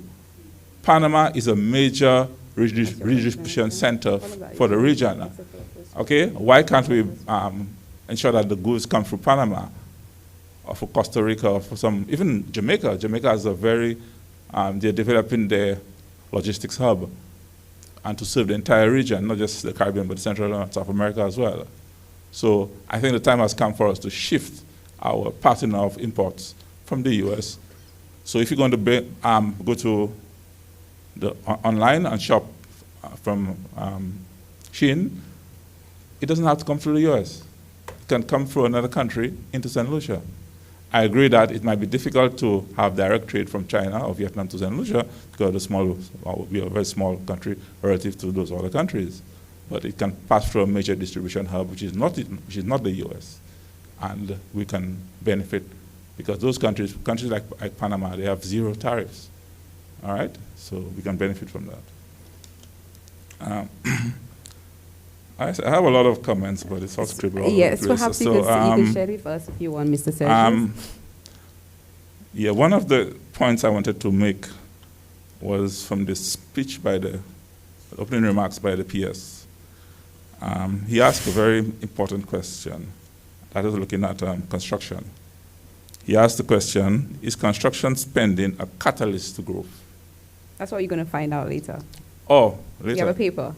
Oh, there's a paper on that? Yes. Oh, okay. I thought you had finished the presentations. Okay. No, we have... All right. Well, I will reserve that question for after the presentation. Yes. Because I can still make a comment on that. Construction is such a vital driver of growth in the economy. And I think when you look at construction spending in the economy, there's a high leakage factor. A lot of the spending, construction spending, does not stay in the economy. It goes out in terms of imports of construction materials and even labor in the construction sector. As you know, construction is a highly labor-intensive sector. Mm-hmm. And we see a pattern now where a lot of the workers are not from St. Lucia. They've been given work permits to come from India and other countries. And they have been absorbed in our construction sector. So it is very interesting to know what is the amount of the construction spending that is retained in the local domestic economy. That's a whole new paper by itself. Right. Yes. So I'm looking forward to that paper. Yes, that's a whole paper. And I have some ideas in terms of how to do that I can share, but not now. Okay, right. So I want to talk about the Pro Tool. Pro Tool. So I think that's from what I heard, I don't know too much about it, but I heard it's a model that is being used to measure productivity. I'm not sure if it's just manufacturing or if it's productivity in the entire economy. For example, do you measure productivity in construction or just manufacturing? I will let Shama respond to this because it's from the NCPC. So I'll let, when she comes up, she's going to respond to this. Yeah, okay. Because the example I just gave early on regarding construction, it would be very useful if that tool, that model can be applied to construction. I think we can get a lot of information from the construction sector if we get some micro information on spending patterns. I have an idea of, for example, starting the public sector. For example, you have the construction of the Justice Center, Hall of Justice, I think it's called. We can look at a public sector project like that and be able to extract some very good micro information to be able to determine how much of that spending goes to from imported materials, how much is acquired from domestic sources, even on the services side, in terms of architectural design and other services, how much of that are paid to local contractors as opposed to foreign contractors. So that kind of analysis needs to be done. And we can start with a specific project and use it as a baseline for developing further, to be able to measure the impact of construction spending on the economy. They call a structural VAR model, okay? To be able to look at the impact of tariffs on demand for St. Lucia as a tourism destination. And I think there are two channels you can look at it from, okay? As you indicated in your presentation, with the increase in the tariff in the U.S., it would have a negative impact on prices and consumer spending, okay, reduce purchasing power. So that, in my mind, can have two impact in terms of the U.S. consumers wanting to come to St. Lucia as a visitor, because that could have a negative impact on their desire to travel because of the reduced purchasing power, as well as if we assume that there is an increase in the tariff from the U.S., it would have a negative impact on our purchase of goods and services from the U.S. because it will cause some inflation in St. Lucia as well. So there are two channels you can look at it from. And so in that case, you can use what we call structural VAR model to look at the impulse responses and to do some sensitivity analysis to look at what impact if there was some, for example, increase in the tariff rate, and how that is likely to filter through respect to inflation, employment, the real sector, tourism, etc. So, and that can be done. There are models that can be used to do that. As I said, it can't be exposed because obviously we don't have, it's something that has just started, but we can run some simulations based on that. You are correct. Yes. So I think Right, we need to be speaking to Mr. Sergis a little more often. We have not seen Mr. Sergis for a while. Yes, because he you has have a not been lot of speaking to ideas, me. So we need to be speaking to Mr. Sergis more Yes. often. I'm just a stone's throw away. I'm not very far. And just one point of clarification, when you were presenting on employment, you talk about, for example, 1 million losses. Was that in volume terms or in value terms? I suspect it's in output? volume. Output, yeah. Yeah, output is value. Oh, value. Oh, okay. All right. So you'd have to, Well, it's you'd have to it's deflate it constant together. GDP Yeah, in right. value terms. Oh, in value terms. Yeah. Okay. Yeah. And how were you able to determine the jobs to output ratio? Because the It jobs is are the in total, volume. the total output for the year for the sector divided by the total number of persons employed. Okay. So when you're looking at a volume indicator and the other one you're looking at a value indicator. No, it's constant GDP Constant, in yeah, value yeah, terms. in value terms, yeah, okay. Yeah. Yeah. All right, so these are my initial comments. So I'm looking forward to the presentation on the construction sector. Yes, we also have one on NPL as well. So Oh, you're going to have me here for the whole day? No, I felt right now. we tend to finish half this, so we're going to have Okay. a short break. But just to respond to just about All two right. of your concerns, I think the one that you mentioned in terms of modeling the precise impact of the tariff, again, you did mention it's very new, it's very early in the game, so Yes. we were not able to do this. And for the tariff, remember that the CBI, the agreement with St. Lucia and the Caribbean, it was Right. a zero tariff. There was an agreement with a duty-free. So there was no tariff between the U.S. and St. Lucia. And was it for all products or just certain products? For St. Lucia. For St. Lucia Yeah, as for a whole, St. Lucia. okay. So doing the structural VAR Okay. at this point would not be, Yeah, okay, would not have yeah, data to yeah. actually. I go thought the into CBI only applied to certain products. The like CBI. the CBI. Well, yeah. I don't have the trade experts in there, Yeah, but they would yeah. have be able to confirm what Okay, exactly that okay. we're exempt All from. right.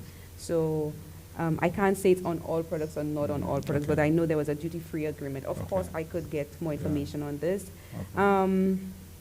You did make a comment about our multipliers. A regression analysis was used for us Okay. to for our elasticities. We did not want to go into the detail because what was important for us is really the responses. In terms of the analysis, we don't want to be too technical, so we could provide you, could sit with you to show you exactly what it is that we did and how we estimated the elasticities. For those we couldn't find that we didn't have the data for, we used the literature, and of course with similar background demographic, everything. We selected our multipliers to suit, and then we applied it to our own case in St. Lucia. I think you did mention something about the trading Shipping process? logistics? The shipping logistics, yes.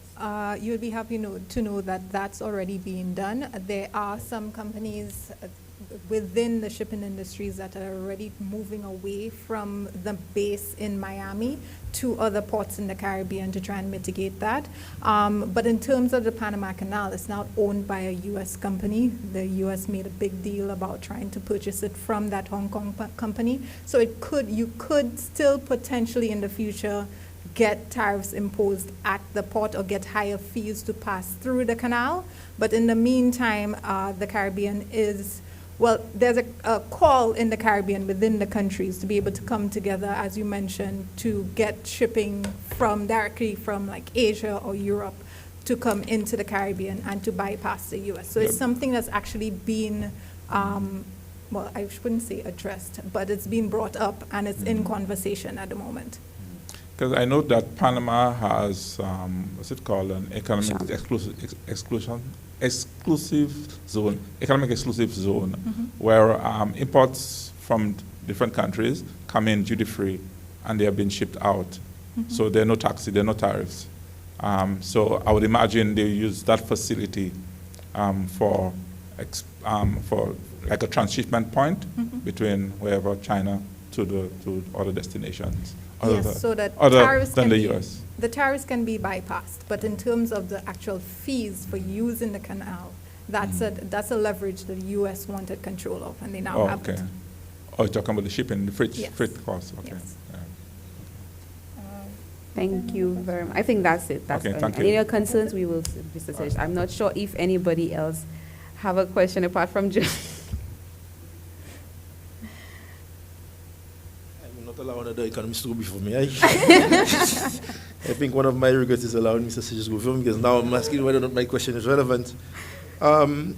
Just from the presentation, we spoke of, well, I would have already mentioned that agriculture is some sort of inelasticity, so that it would not affect us too much on the agriculture side. But what I'm thinking is that even without the tariff, I could have seen a decline in agriculture, steady decline over the years. So it would be interesting to know what sort of product that we're exporting and basically where that decline is coming from, because I saw a sharp decline even from maybe from 2015 to date. I mean, we were at 18 million in 2021 to 8.8 million in 2024. So it would be interesting, I mean, notwithstanding that there was no tariff, there was a decline, so that would be interesting to know. And again, that brings rise to the fact that we do not really add value to what we export. A lot of those things we export is raw. We send it out and then it's been enhanced and we go back and we import. And again, we have to pay that tariff on, the tariff would be included. The other thing you spoke of was in terms of agriculture and the issue of, I've always had difficulty, and when I come to this forum, I always have difficulty trying to understand. We are a tourism destination, but we have not gotten a way to marry tourism and agriculture. And we import, we say we import pretty much everything. And there's a lot of things that we actually import that we produce, but because it's not done systematically, it's not organized. I mean, when I see we importing melons, importing certain things that we can produce, I am not sure whether or not a strategy or something has been, a deliberate strategy has been put in place to ensure that we do not have to import some of these things. You spoke of scaling as well. And I'm asking myself, scaling and then mechanizing. How do we do that in St. Lucia when we have so many small holdings? I'm a farmer. It would be nice to have an excavator, but does it make sense buying a small excavator for 3-acre plot? And there are so many vacant lands owned by the state, but there's not that political will to be able to take these lands and put it back into productive use. You get these lands, you go to invest in Lucia, you inquire whether these lands could be put in productive use. The bureaucracy is so much that you just leave it alone. So I'm saying that to say that, I mean, there is scope for agriculture, especially with what is going on right now, but I'm not sure if there's the political will or that sort of thing to make it happen, because I'm from the valley. There is that area we call the rancho lands, 178 acres of property. That land was redistributed to farmers maybe 8 years ago. Half of that land is not occupied. It's not in productive use. You ask whether or not any of that land could be made available to somebody who's willing, somebody who's capable, and then you don't get a response. It's like you just go through the bureaucracy. And then we say that we're not producing. So, just Mike. Thank you so much for your concern. You want to respond to some? Part of it. Sorry. I introduce myself, Larry, and I'm a tax officer. So I can answer to part of it. Davina will answer to the rest. In terms of scaling, one of the recommendations that we had was actually vertical farming, because again, the amount of land that we have is very finite, it's very small. So if we invest in vertical farming, one, that reduces on the intensity, the labor intensity of it. Two, we can change the crops that we choose to produce, and like you mentioned, in terms of supplying the hotels, we can supply them with what they want, or what is not even typically grown in St. Lucia. For example, let's say strawberries, for example. If you have vertical farming and you have an enclosed system, then you will be able to get these numbers out of a small spot of land. Pardon? Yes, so and that's where policy comes in, to be able to get things tax exempt. Should I say that up here? To start it off. Yeah. So for the other issue, I think you did mention something about the agricultural sector and the performance of the agricultural sector declining and the exports, and that will not be impacted. I don't think the decline in the agricultural sector has to do with demand for the products. I think it has to be on the supply side. That's my own philosophy in terms of we have droughts, we have a situation where we had COVID-19, we have farmers leaving the sector, we have aging farmers, we have a lot of domestic concerns that is really affecting the labor is a major issue. So all of this is impacting in terms of how much the supply on the supply side. So for that part, I don't think is the issue is on exports. I think is the ability to produce is the concern, and persons are moving away from the agricultural sector. We have a lot of vacant lands. So that's my response to this one. I really wish the DPS was there of agriculture. He's part of the trade task force, and he's very passionate about his agriculture.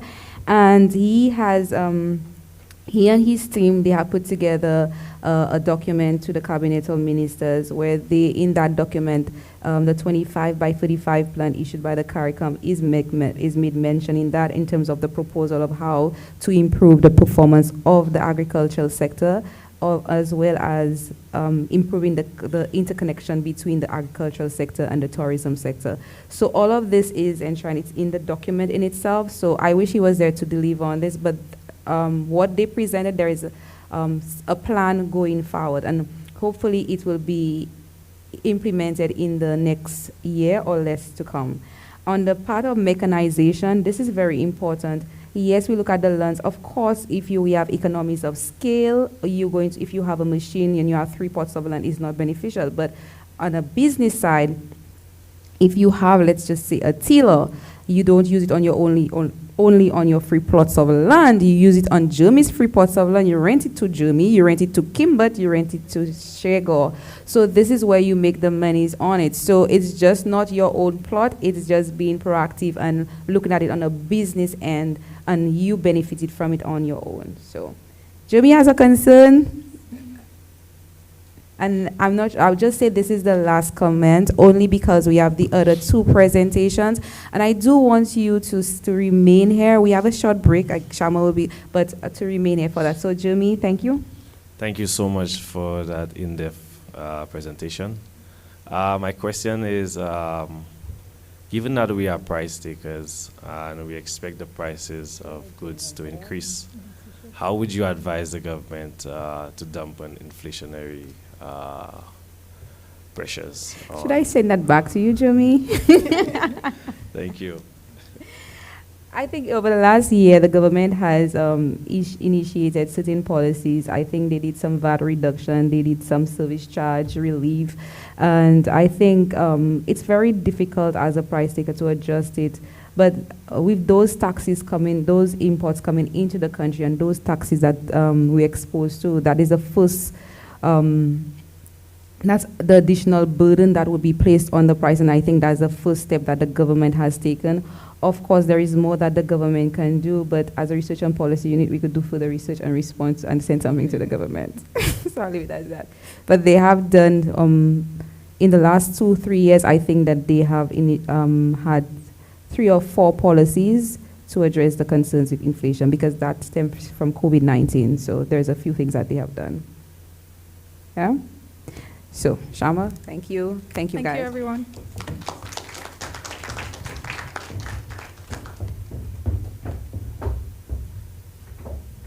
Thank you so much, Tavina and Jaquil. Thank you, audience, for your feedback.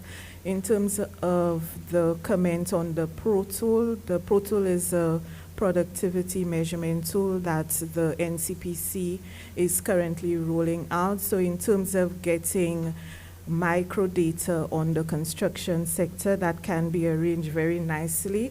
We have a great working relationship with the Ministry of Infrastructure.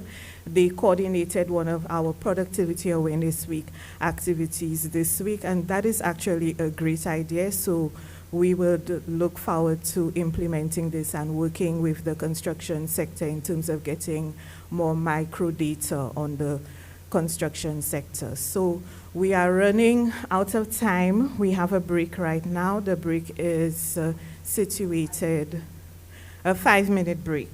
So we return at 11:30.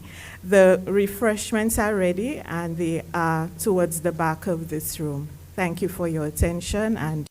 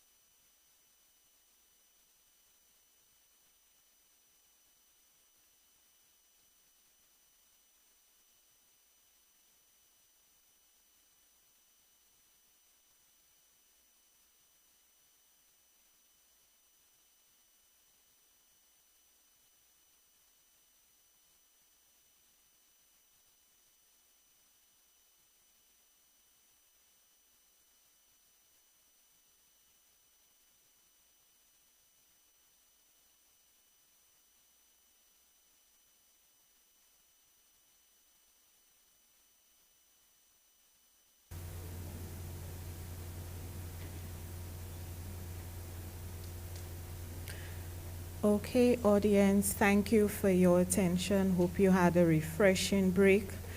Our second presentation focuses on the issue of non-performing loans or NPLs and its impact on financial institutions' performance. This is a topic that awakens the NCPC since next month we will be launching the very first Insolvency Office for St. Lucia, a legislative environment, a legislative framework that will deal with non-performing loans within the St. Lucian context. Of course, non-performing loans have long been a challenge across the Caribbean, with notable increases following the 2008 global financial crisis and more recently the COVID-19 pandemic.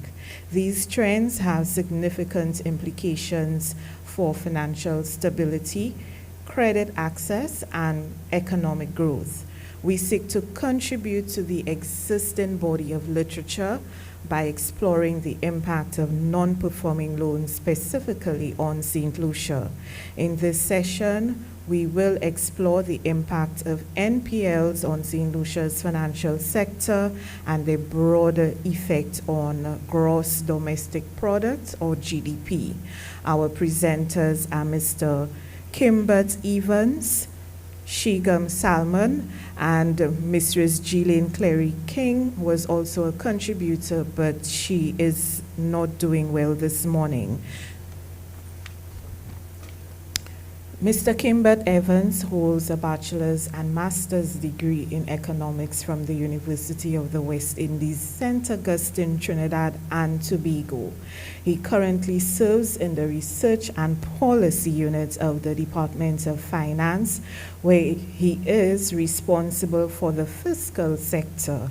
Over the course of his career, he has also seen the debt, monetary, health, manufacturing, and tourism sectors.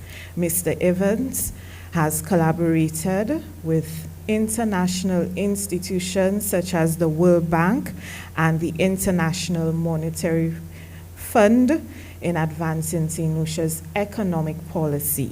His professional background also includes experience in the financial services industry, having worked with State Trust and the Trust International Bank and Republic Bank, formerly known as Nova Scotia. His research interests include foreign direct investment, economic growth in small island developing states, and the determinants of credit growth in St. Lucia. The next presenter is Mr. Shigam Salmon, Shegon Salmon.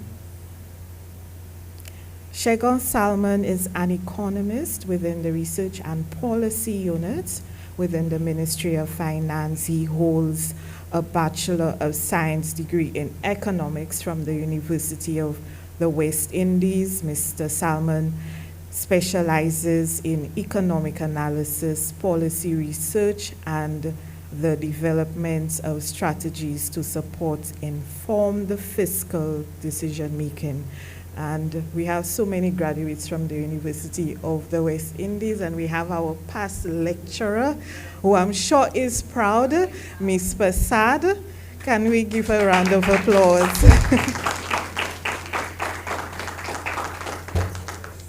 I now turn you over to the presenters. Please join me in welcoming our two presenters who will lead this important discussion.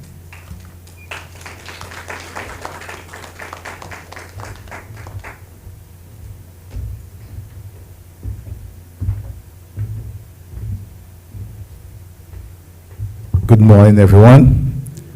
Or in keeping with the Creole theme, Creole month, bonjour tout le monde. And I'll stop here for now with the Creole.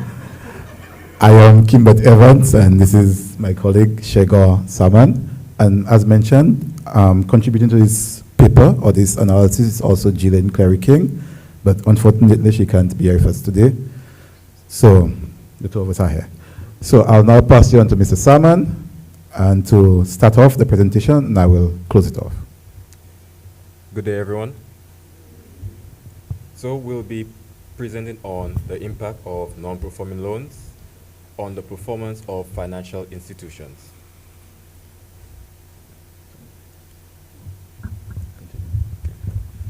Our agenda today, we'll go through the background of the study, the problem statement, the review of literature, the methodology, results, and policy recommendations.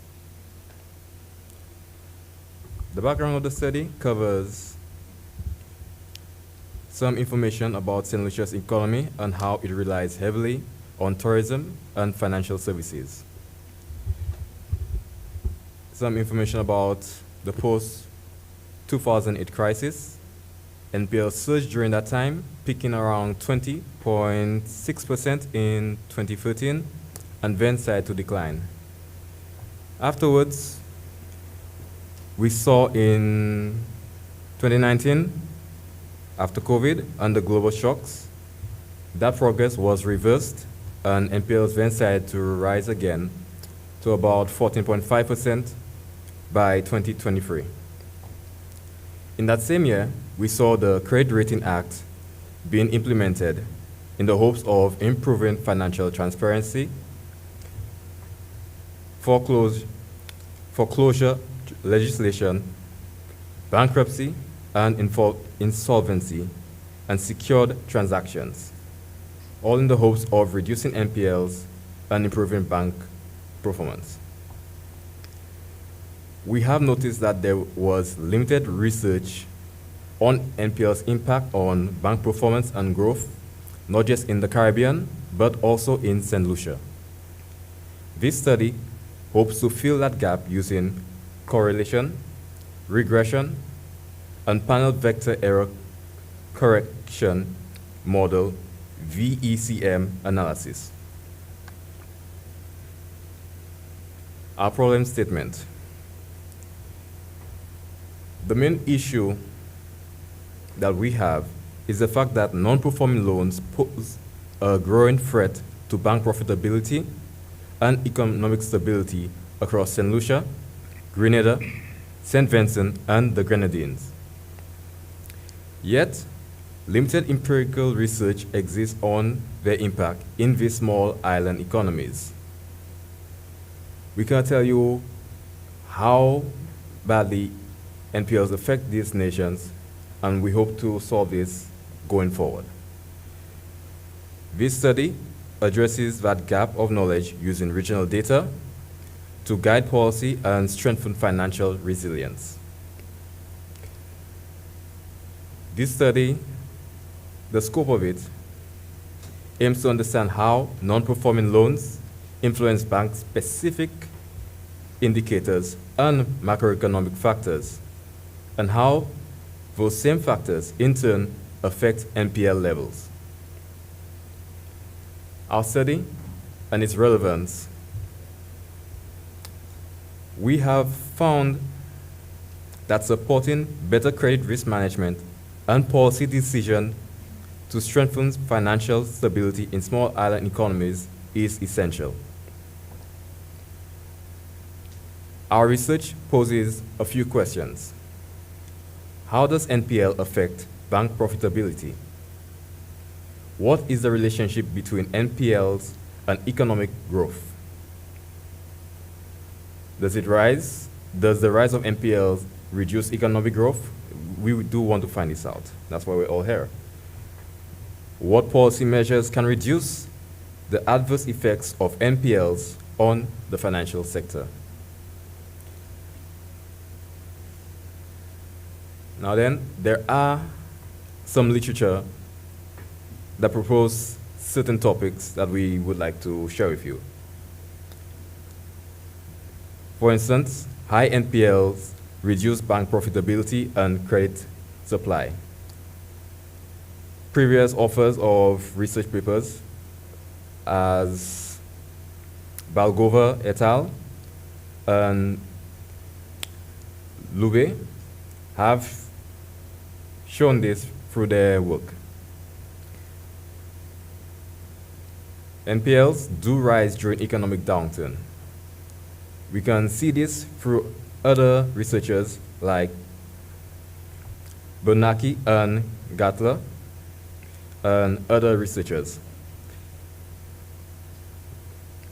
Are small island economies more vulnerable to NPL shocks?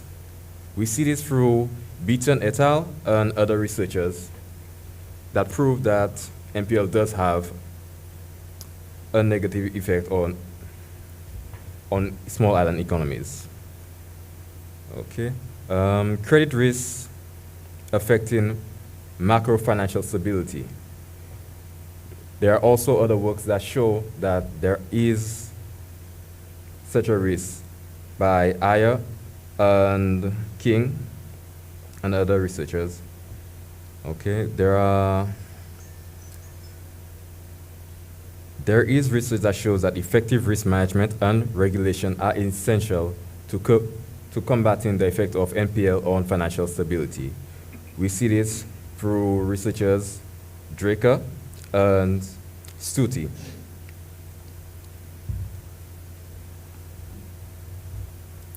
Okay, so we see what the literature says concerning NPLs, but nothing in terms of exactly how NPLs affect St. Lucia. So that is what the region, that is what we intend to speak about here today and to get some insights. So we use our methodology, we use the vector error correction model, and we are using this model because it estimates the long-run equilibrium relationships as well as the short-run dynamics of NPLs and other variables like bank performance and other macroeconomic variables. Now, in terms of those variables, we categorize it in two broad areas, two thematic areas. There's bank-specific variables, that's number 2, and macroeconomic variables. Now, for the bank-specific variables, we're talking about non-performing loans, we're talking about return on assets, which is a proxy for profitability in the banks, total deposits, total loans. Now, as it relates to the macroeconomic variables, we're talking about GDP growth, inflation, unemployment. Now, I would have loved to add so many other variables in there, but we know the usual issue with data. So, unfortunately, we're working with some of these, but as we go along, as we get more time, as we get more data, we can refine and add more variables in there. But they're the ones we're working with today with this paper. Now, the technique, number 3. It is intended to distinguish between the short-run adjustments and the long-run equilibrium relationships. It is expected to treat all variables as jointly endogenous within the correlated system, as well as it controls for unobserved heterogeneity across banks. So this VCM, it's quite appropriate for this assessment I would like to do. Now as it relates to the scope of our data, we're using quarterly data from the year 2000 to the year 2024, and we're doing it for St. Lucia, Grenada, St. Vincent. And yes, we started with other countries in the ECCU, but we couldn't get enough data points for all the variables. So we stopped on working with those 3 because we were able to get all the variables I mentioned earlier, NPL, ROA, unemployment. We were able to get those data points for those 3 countries for at least the 2000 to 2024. Interestingly, getting just unemployment data for the different countries in the ECCO is so difficult. So, but for those countries, we were able to get it, so we're working with those. But like I said earlier, as time goes along, as we're able to get better data, we'll run this study one more time and to see if our results still hold or if the results are different with different data. So now, when we run that analysis, we saw a number of things happening. But today we'll assess, in the interest of time, assess just 3 of the main results. So result number 1, we saw that there's an inverse relationship between NPL and ROA. And remember I said ROA is a proxy for bank profitability. So when I say ROA, we're talking about bank profitability here. So we saw there's an inverse relationship between the two. When one goes up, the other goes down. And when one goes down, the other goes up. And that makes some sense. Because when you think about it, when persons are paying their loans, or let's start the other way, when persons are not paying their loans, the banks give loans, they expected a return, they expected you to pay them with interest, and you're not paying it, so then there's an issue that trickles down to affect how the banks perform. And similarly, we saw the opposite. When return on assets or profitability increases, bank NPL decreases. And that might be because, hey, the bank is making more money, they're investing more, they're now not as averse to invest, to lending, I should say. So they're lending to so many more industries because they're making money. And now more industries have more money. Maybe now they employ more persons, or they themselves, those companies in those industries, are able to now pay their loans because, hey, the banks are investing more in them. So we saw this inverse relationship. And exactly the reason is what we all have to figure out and try and understand. But the data shows us, hey, there's an inverse relationship between those two. So let's try to remember that, because policy recommendations would come from things like that, because, hey, that's what the data shows. So how do we deal with NPL if the data shows that? Let me mention as well that NPL is high in St. Lucia in particular, in the region. St. Lucia's NPL is currently at 9%. The total loans, the non-performing loans to total loans, so there's 9% of the total loans that's not being paid, which is quite high. The prudential limit is 5%. It is said in the literature, hey, just about 5% of your loans is acceptable in terms of loans not being paid. But just in St. Lucia, it's 9%. In other countries, it's even higher. So with this first result, we say, okay, that's what's happening here. But let's see the Granger causality. How does Granger causality, how does one affect the other? And let's do a little econometrics here. So let me show you. Oh, this is supposed to show a little better, but I'll read it to you to show you how we read the Granger causality. It says, if the p-value is less than 0.1% or 10%, we reject the null hypothesis here, null hypothesis. So let's see, Granger causality. We see in here for the first one, non-performing loans does not Granger cause ROA. So there's one cause the other. So non-performing loans do not cause ROA. That's what we say in there, in that Granger causality test. And remember what we said about how we read our p-value. So we see if it's less than 0.1%, we reject the null hypothesis. So is it less? No, it's not. It's more than 1%, so we do not reject the null hypothesis. Is that the 1%? We reject the null hypothesis. So it's not, we do not. So we say in here, okay, yes, this first result is telling us NPL does not cause ROA. Remember, we saw an inverse relationship. But then to go deeper, we're saying, hey, that one does not cause the other. And we do the opposite now. So then, does ROA or bank profitability Granger cause NPL? And again, it's greater than 1%. So we do not reject it.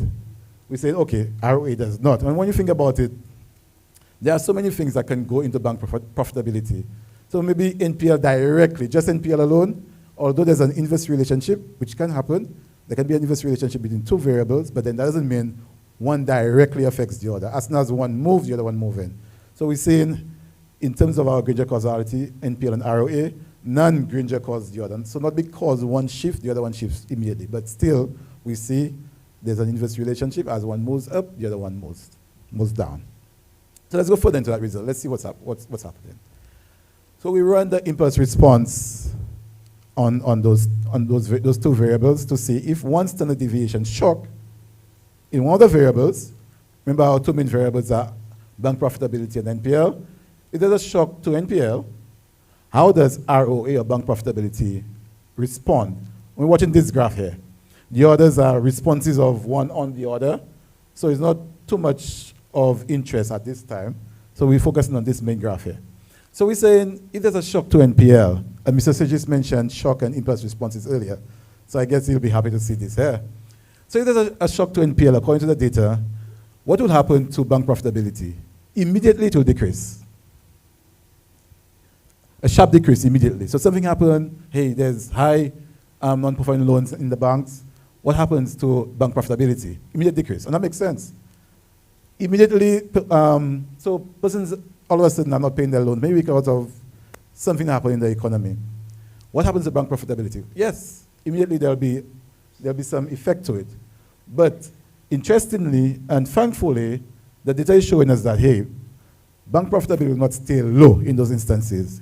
Thereafter, it's expected to increase. But also interesting is, you see where we are, according to the graph? It's not as high as the previous. So we don't ever go back to where we were before the shock, but then it also don't stay at the bottom.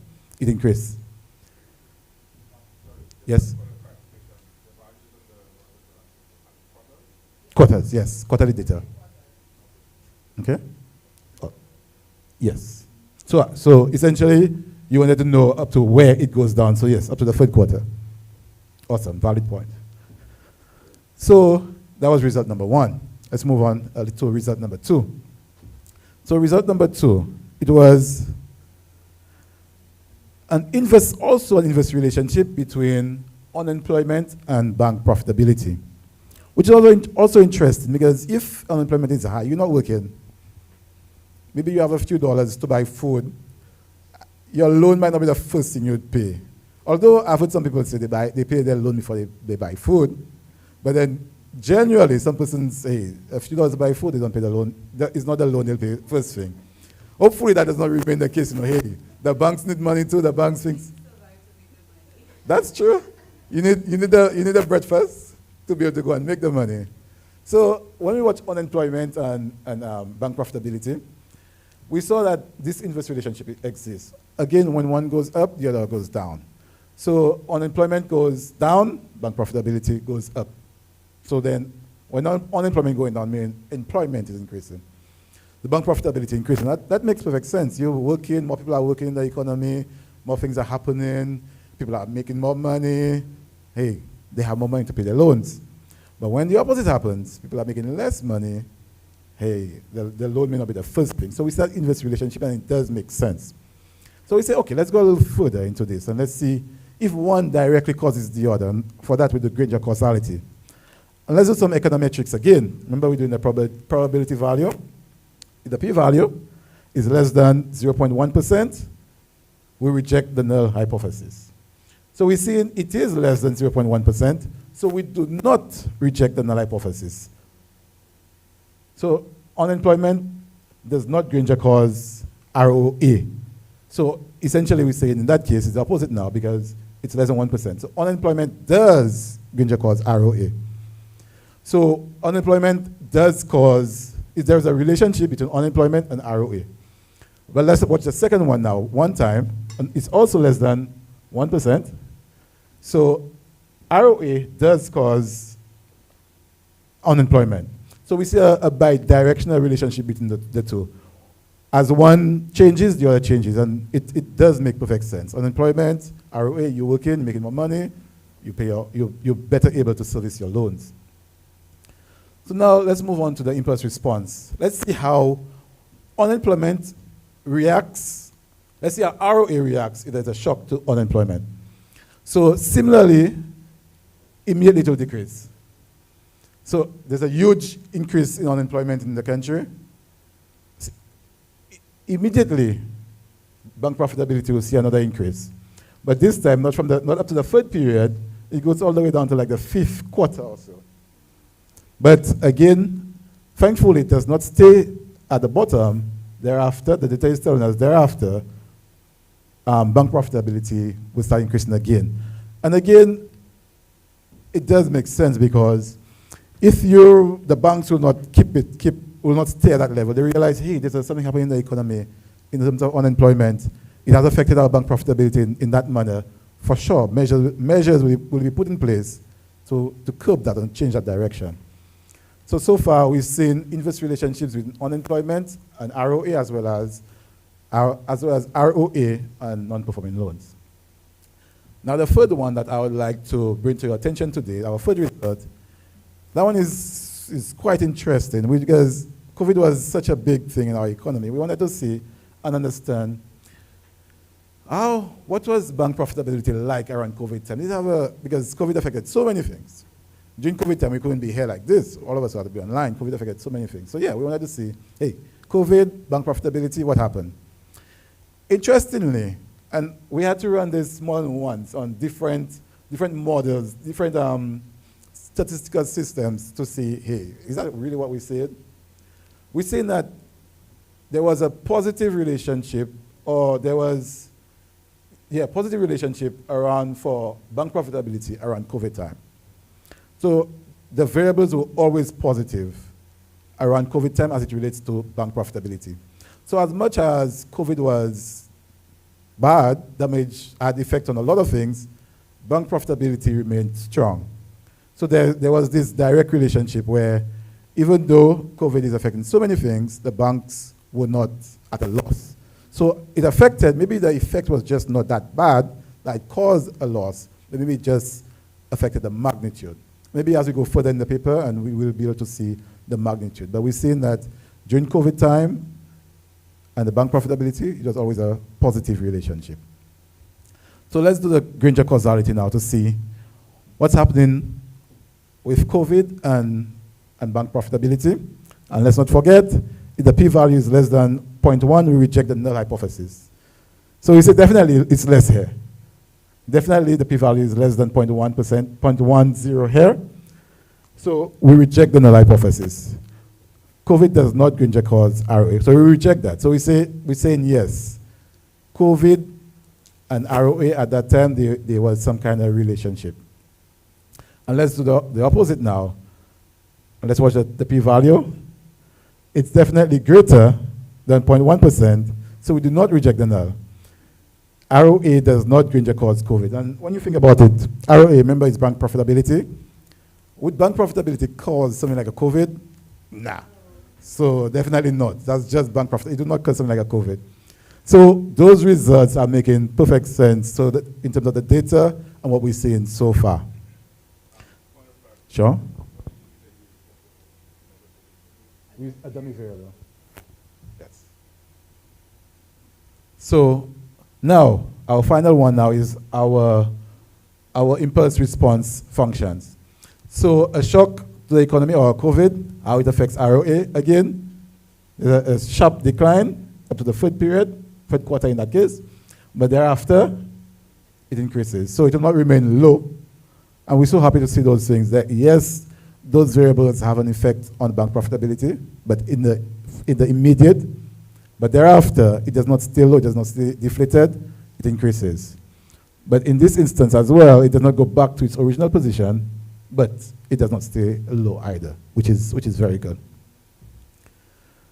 So after seeing those results, then we have to ask ourselves, hey, now that we see those things, what can be done? What should be put in place to ensure that we mitigate the effects of non-performing loans on bank profitability in particular, and bank profitability and further economic growth?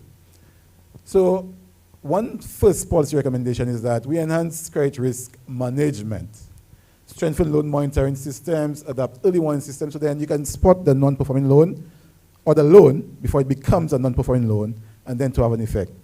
And some of the measures, we spoke about the Credit Reporting Act, and Shaman made mention of it earlier. And so these are some of the things that have been put in place by governments, and to ensure that in terms of non-performing loans, that there are things that can help and almost help in mitigating the effects. But I must also add that these policy recommendations are not only for policymakers, but it can also be for the banks as well. So the second one now is support employment and MSMEs, because remember we saw where unemployment affects bank profitability. So then one of the policy recommendations, and we're talking about broad policy recommendations here. So one of the broad policy recommendations is, hey, support for those MSMEs, support for increasing maybe the loans to them, so then they can help in promoting employment in the economy. So now more persons are employed, more money is flowing for the economy, loans will get paid.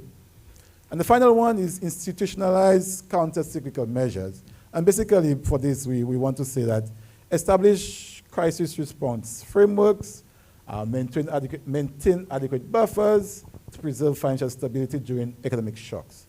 And that specific recommendation is to the fact that we saw that COVID and unemployment had this direct relationship. So let's put things in place where something like a COVID, as much as it doesn't have a huge effect, because if the effect, say, was greater than the COVID effect, maybe then we'll have seen a negative relationship between the COVID and bank profitability. So before we get to that point where it has such a large effect, let's put things in place, let's put frameworks in place where when there's a crisis, it will not affect as much.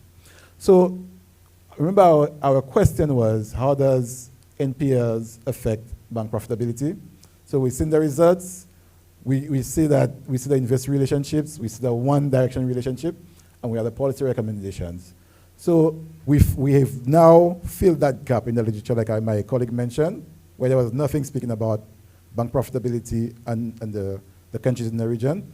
But now we have a few answers. And these are like it's a working paper, let me add that. So as we go along, we'll refine it and really test the results a second time. And hopefully, or be able to have maybe some more rigorous recommendations. But this is all we have for you today, and thank you for your time.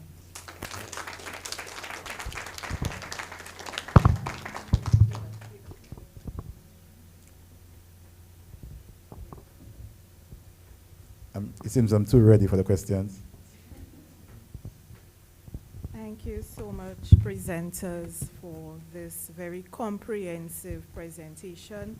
As many of you know, high levels of non-performing loans can strain financial institutions and slow economic growth, because when the financial sector has a high level of non-performing loans, they are very prudent in terms of lending to the general public, lending to businesses, and that has a direct impact on your general investment in the economy. So thank you so much for that. Right now, your views and recommendations are especially valuable as we seek to understand and address their broader impact on the financial system and economic growth. We now open the floor for comments, feedback, and recommendations on the presentation regarding non-performing loans. Yes, Mr. Sejers.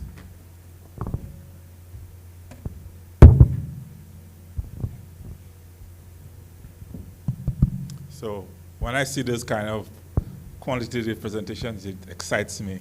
Make me feel like awesome. Coming back from retirement, coming back to the ministry. I was a little nervous, but thanks to for letting me participate know. in those exciting ventures. So I must congratulate, well, I forgot to say it when I first comment, Okay. to congratulate the staff of the Research and Policy for doing very interesting and very relevant research in various areas which I think would benefit the country as a whole.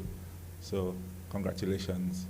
So I have two very, very strong points that I feel passionate about regarding the presentation. Mm-hmm. The first is that I'm not sure whether you have considered the fact that credit by the commercial banking sector as a ratio to total credit has been going down in recent years. So one of the missing elements in my view is that you have not included non-bank financial sector, which is like the credit unions in particular.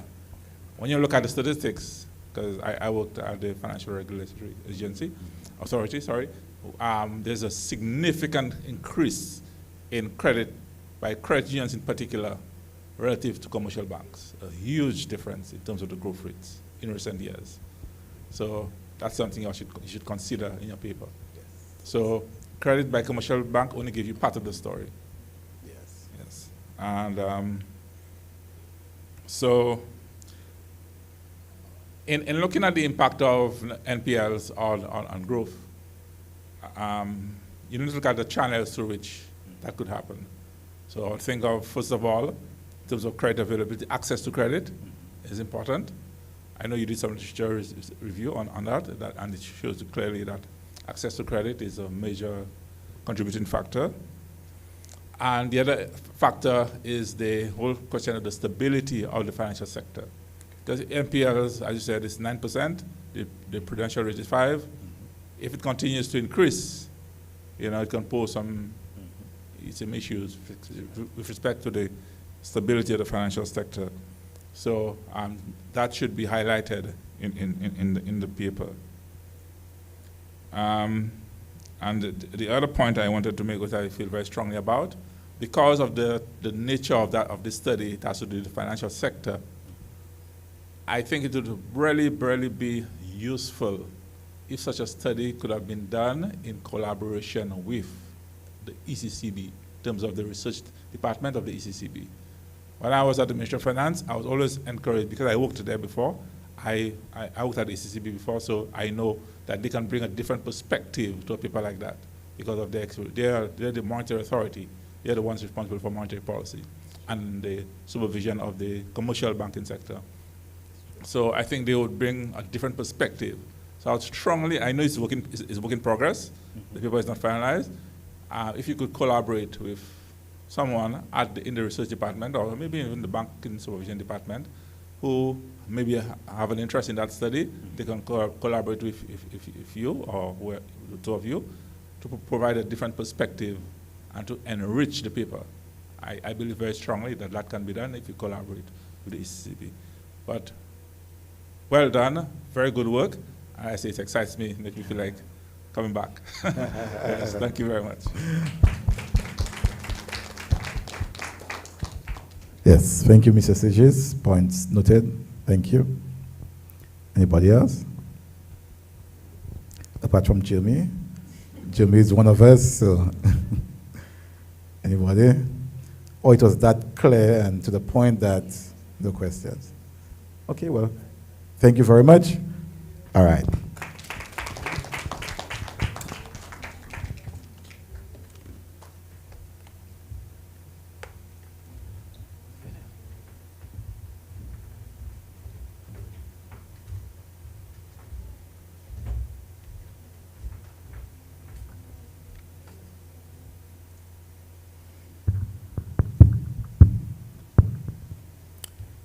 Let's give the presenters another round of applause. This was excellent. Our final session aims to evaluate the relationship between construction and economic growth. Another very exciting paper. Construction has long been one of the leading drivers of growth, not only by strengthening a country's infrastructure, but also by providing employment to a vital segment of the workforce. For these reasons, we believe this research is particularly important to understanding how construction contributes to broader economic development.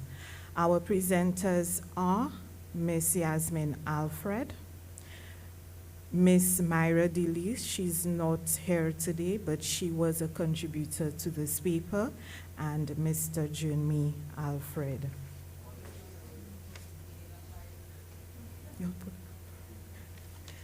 Mr. Jeremy Monrose. I should know that better, right, Jeremy?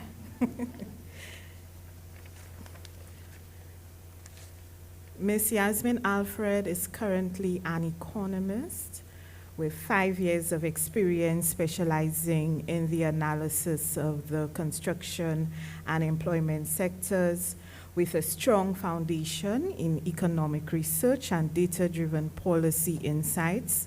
She assesses market trends, labor dynamics, industry performance. Yasmin is dedicated to promoting evidence-based decision-making and contributes valuable expertise to initiatives aimed at strengthening economic resilience and sectoral development. Mr. Jeremy Monrose holds a Master of Science and a Bachelor of Science in Economics from the University of the West Indies. He currently monitors developments in monetary, trade, energy, and other supporting sectors. Mr. Monrose has served as an economist within the Research and Policy Unit of the Department of Finance for over 5 years. Let us welcome our presenters.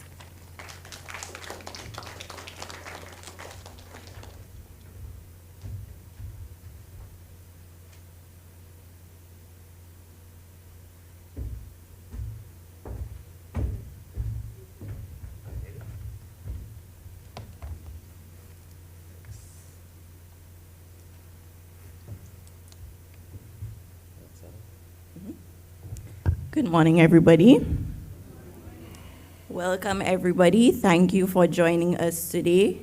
Today, we will be exploring the topic, an investigation into the relationship between construction and economic growth. The question we are seeking to answer today is, when it comes to construction activity, what is its impact on the economy? What is its impact on economic growth? This is not a new topic, and it is particularly relevant as we need or search for ways to grapple with economic shocks and find solutions to improve economic growth and employment. You wanted to say something? I just want to say that that's a preliminary findings. It's a draft paper, and as soon as the paper is completed, it will be uploaded on Department of Finance webpage. Yeah.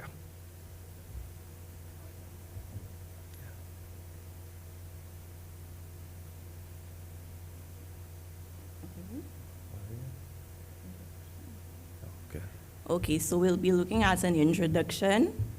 Keynesian economics emphasizes the strong link between construction activity and economic growth. Keynesian economic theory further emphasizes the importance of government spending in stimulating economic activity as being especially important for small island developing states. In the Caribbean, the construction sector is widely recognized as a significant contributor to GDP and employment, especially in developing economies. The causal relationship between construction and growth is widely studied.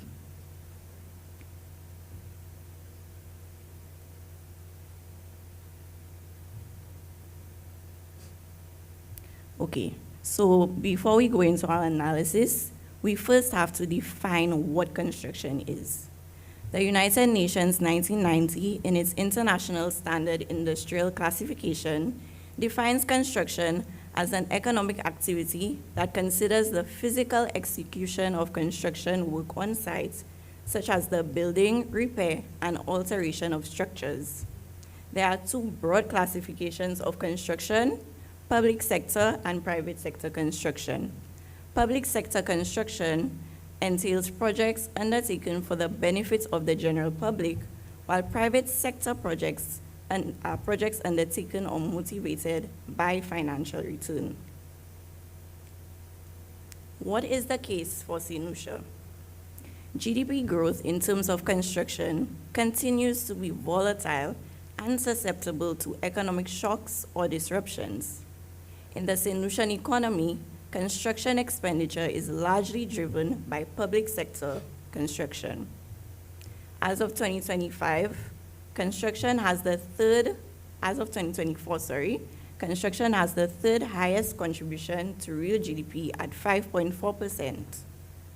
The construction sector faces two main challenges: labor and material shortages. So, in this slide, we just have a couple of pictures to show us the main projects that are really going on right now. And this is important because we want to take a look at how much money is spent in the economy. So first, we have the Millennium Highway West Coast Road project. That is a total of $130 million. We have the Grizzly Police Station, which is $26 million.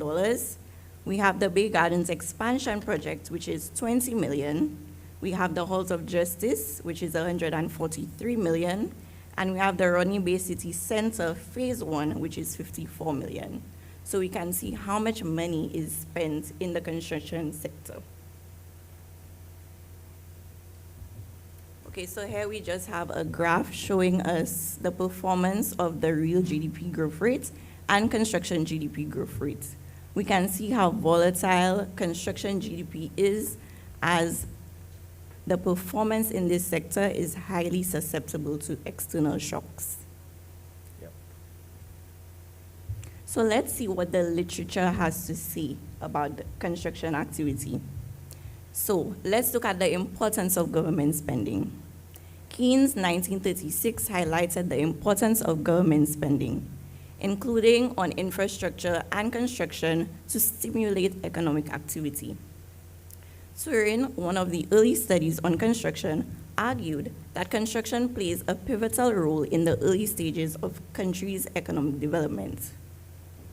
Construction activity is a catalyst for growth. Theories such as Rostow, 1960, and Jingan in 2011 support the view that construction expenditure is an important catalyst for economic growth. Based on this view, it can be generalized that construction expenditure is capable of enhancing the main variables of GDP. What are those variables?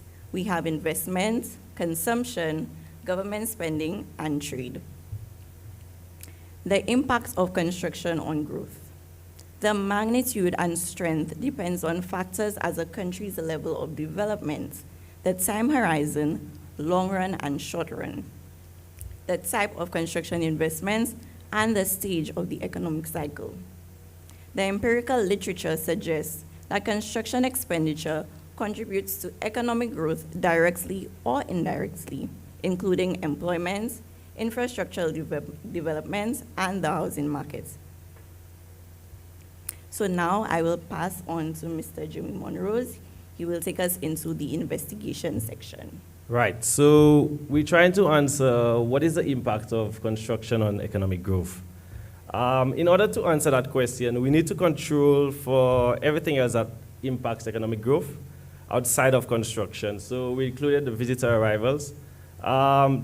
Tourism is the main driver of economic growth in St. Lucia. So we included visitor arrivals. We have a proxy for construction, which is FDI.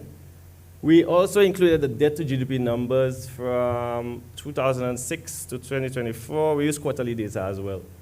And that is important because of the government's financial performance. We included the CPI. The CPI determines how expensive things are, the unemployment rates, and as well as a dummy variable, COVID-19. What method did we use to estimate the impact of construction on GDP? We used the ARDL model, which is an autoregressive distributive lag model. And the first thing we did was to determine the stationarity of the variables. We had a combination of I0 and I1 variables. And added to that, we wanted to find out what are the short-run and long-run dynamics of construction on GDP. So this was the best method in order to determine how construction affects GDP, not just in the short run, but also in the long run. I'm not going to go into detail like Kimber did and go through the dynamics of the ARDL model. So we have the Granger causality output. Kimber would have gone through that in detail, looking at the p-value, and to determine whether the independent variable actually Granger causes the dependent variable and vice versa. So based on the output here, we could see the probability is less than 5%. So clearly, FBI Granger causes GDP, as well as GDP Granger causes FDI, so it's bidirectional. And that was expected. As we know, construction activity actually contributes to economic growth in St. Lucia. Yes. Yes, sir. So in conclusion, we wanted to bring out the point that construction has a positive effect on economic growth in the short run. In the short run, construction activity boosts economic growth. However, a sustained long-run relationship becomes evident only when additional economic variables are taken into account. Recommendations? Mm-hmm. Okay, so some recommendations that we put together. Due to the positive relationship between construction activity and economic growth, investments in public infrastructure can be used as a short-term driver for economic activity and employment. Ensure these are targeted and efficient. And also, we want to highlight that these are short-term drivers. However, if we want a long-term effect on economic growth or a more sustainable effect on economic growth, investments must be made to improve a number of variables. Lastly, any investments made on infrastructure should focus on climate resilience. Yes, and that's it for our presentation for today. Thank you.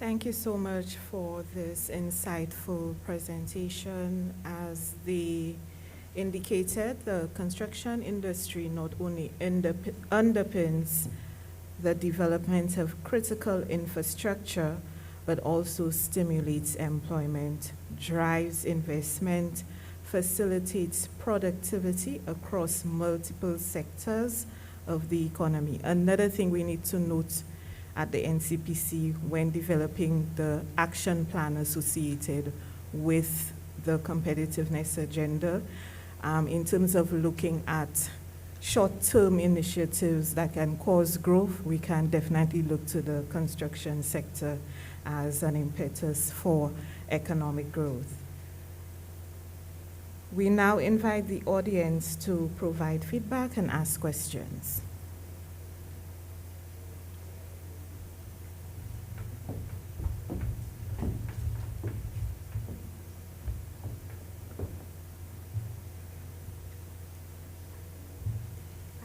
My name is Noya Alexander. Hello. And I just wanted to ask, that do y'all oversee just the finance aspect of the construction, or do y'all have a say in where the money goes and how, let's say the roads, how they would build the roads and stuff? Because since it is the finance aspect, I want to see where your money is going. You'll have a say in what the contractors do, and if just y'all do the public have a say too? The public? Yeah. I wouldn't say the public has a say. I think our role as economists is just to advise what's the best way possible to spend the money. We know maybe how much it is, and what we do as well is we would quantify the benefits that the country would experience because of that construction.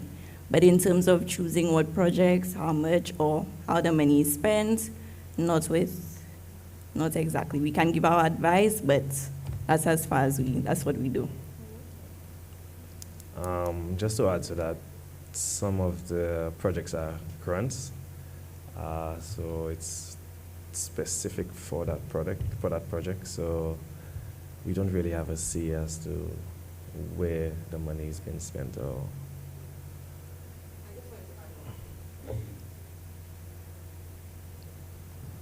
I think she mentioned about, oh my God, I need to go way shorter.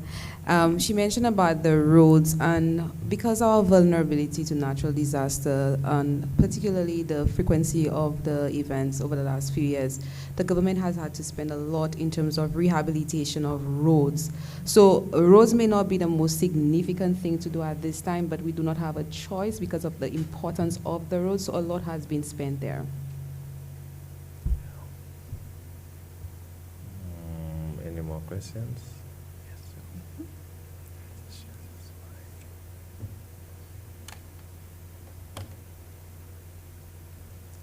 Thanks again for a very enlightening piece of research.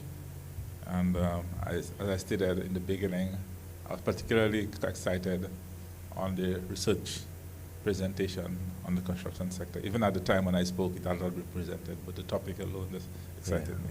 So I was happy to listen to the presentation. But one comment I have is more of a technical comment. Okay.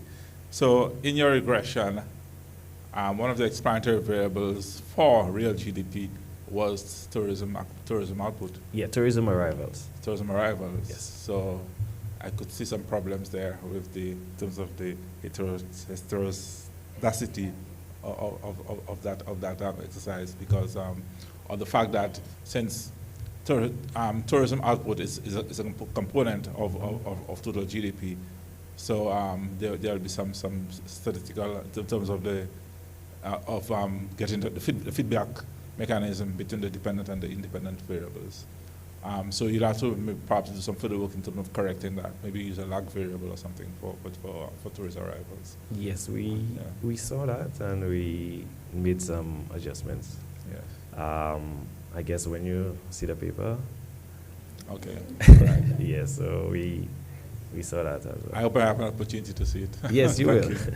All right. And the other comment I had, so in one of the charts, you indicated that construction contributions to GDP growth in 2024 was 5.4%. But I think that point was noted that construction is a very highly volatile sector. Some years it's boom, some years it's just flat.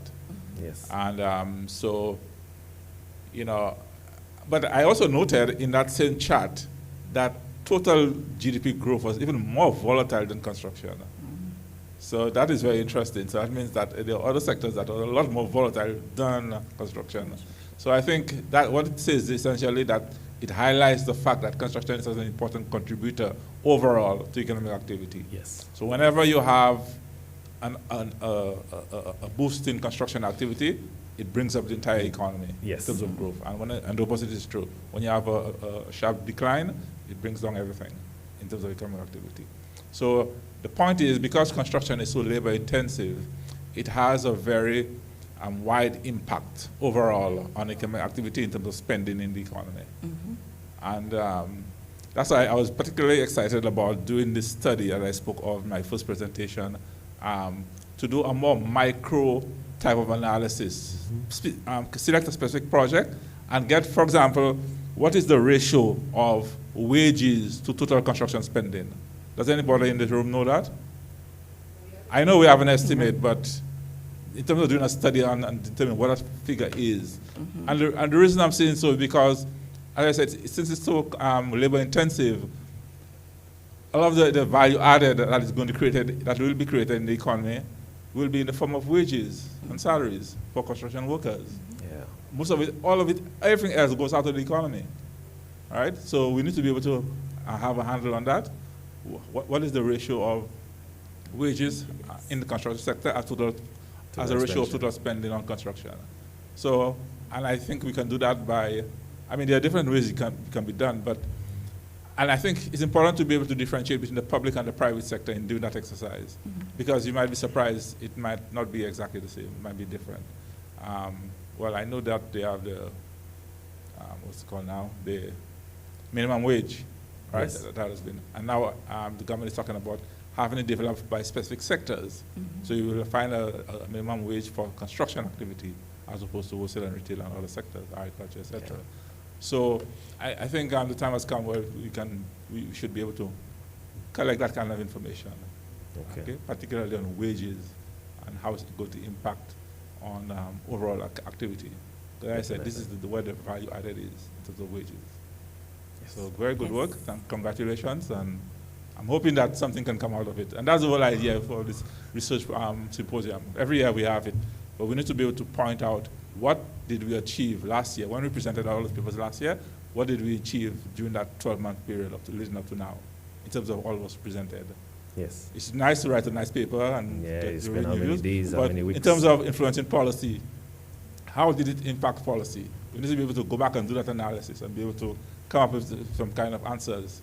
So I'm hoping it's not just an academic exercise, but something that can be practical and put into policy so that there can be meaningful changes in terms of how we do policy. Yes. Thank you. All right, thank you Thank so you much. for that. Thank you.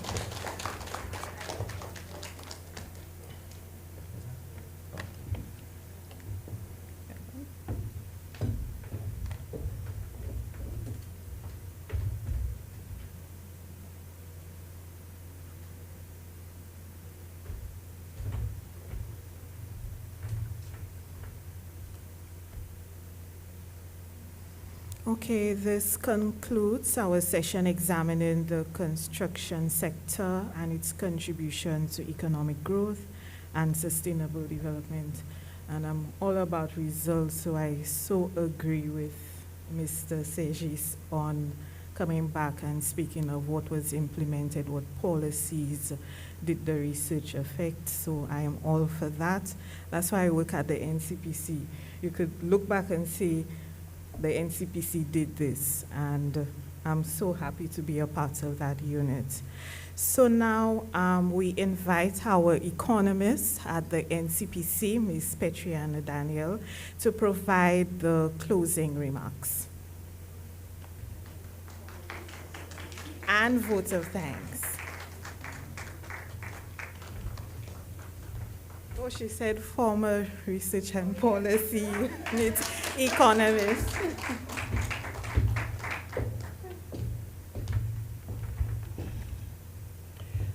We would like to extend our heartfelt gratitude to you, our esteemed audience, for contributing to the success of this year's symposium.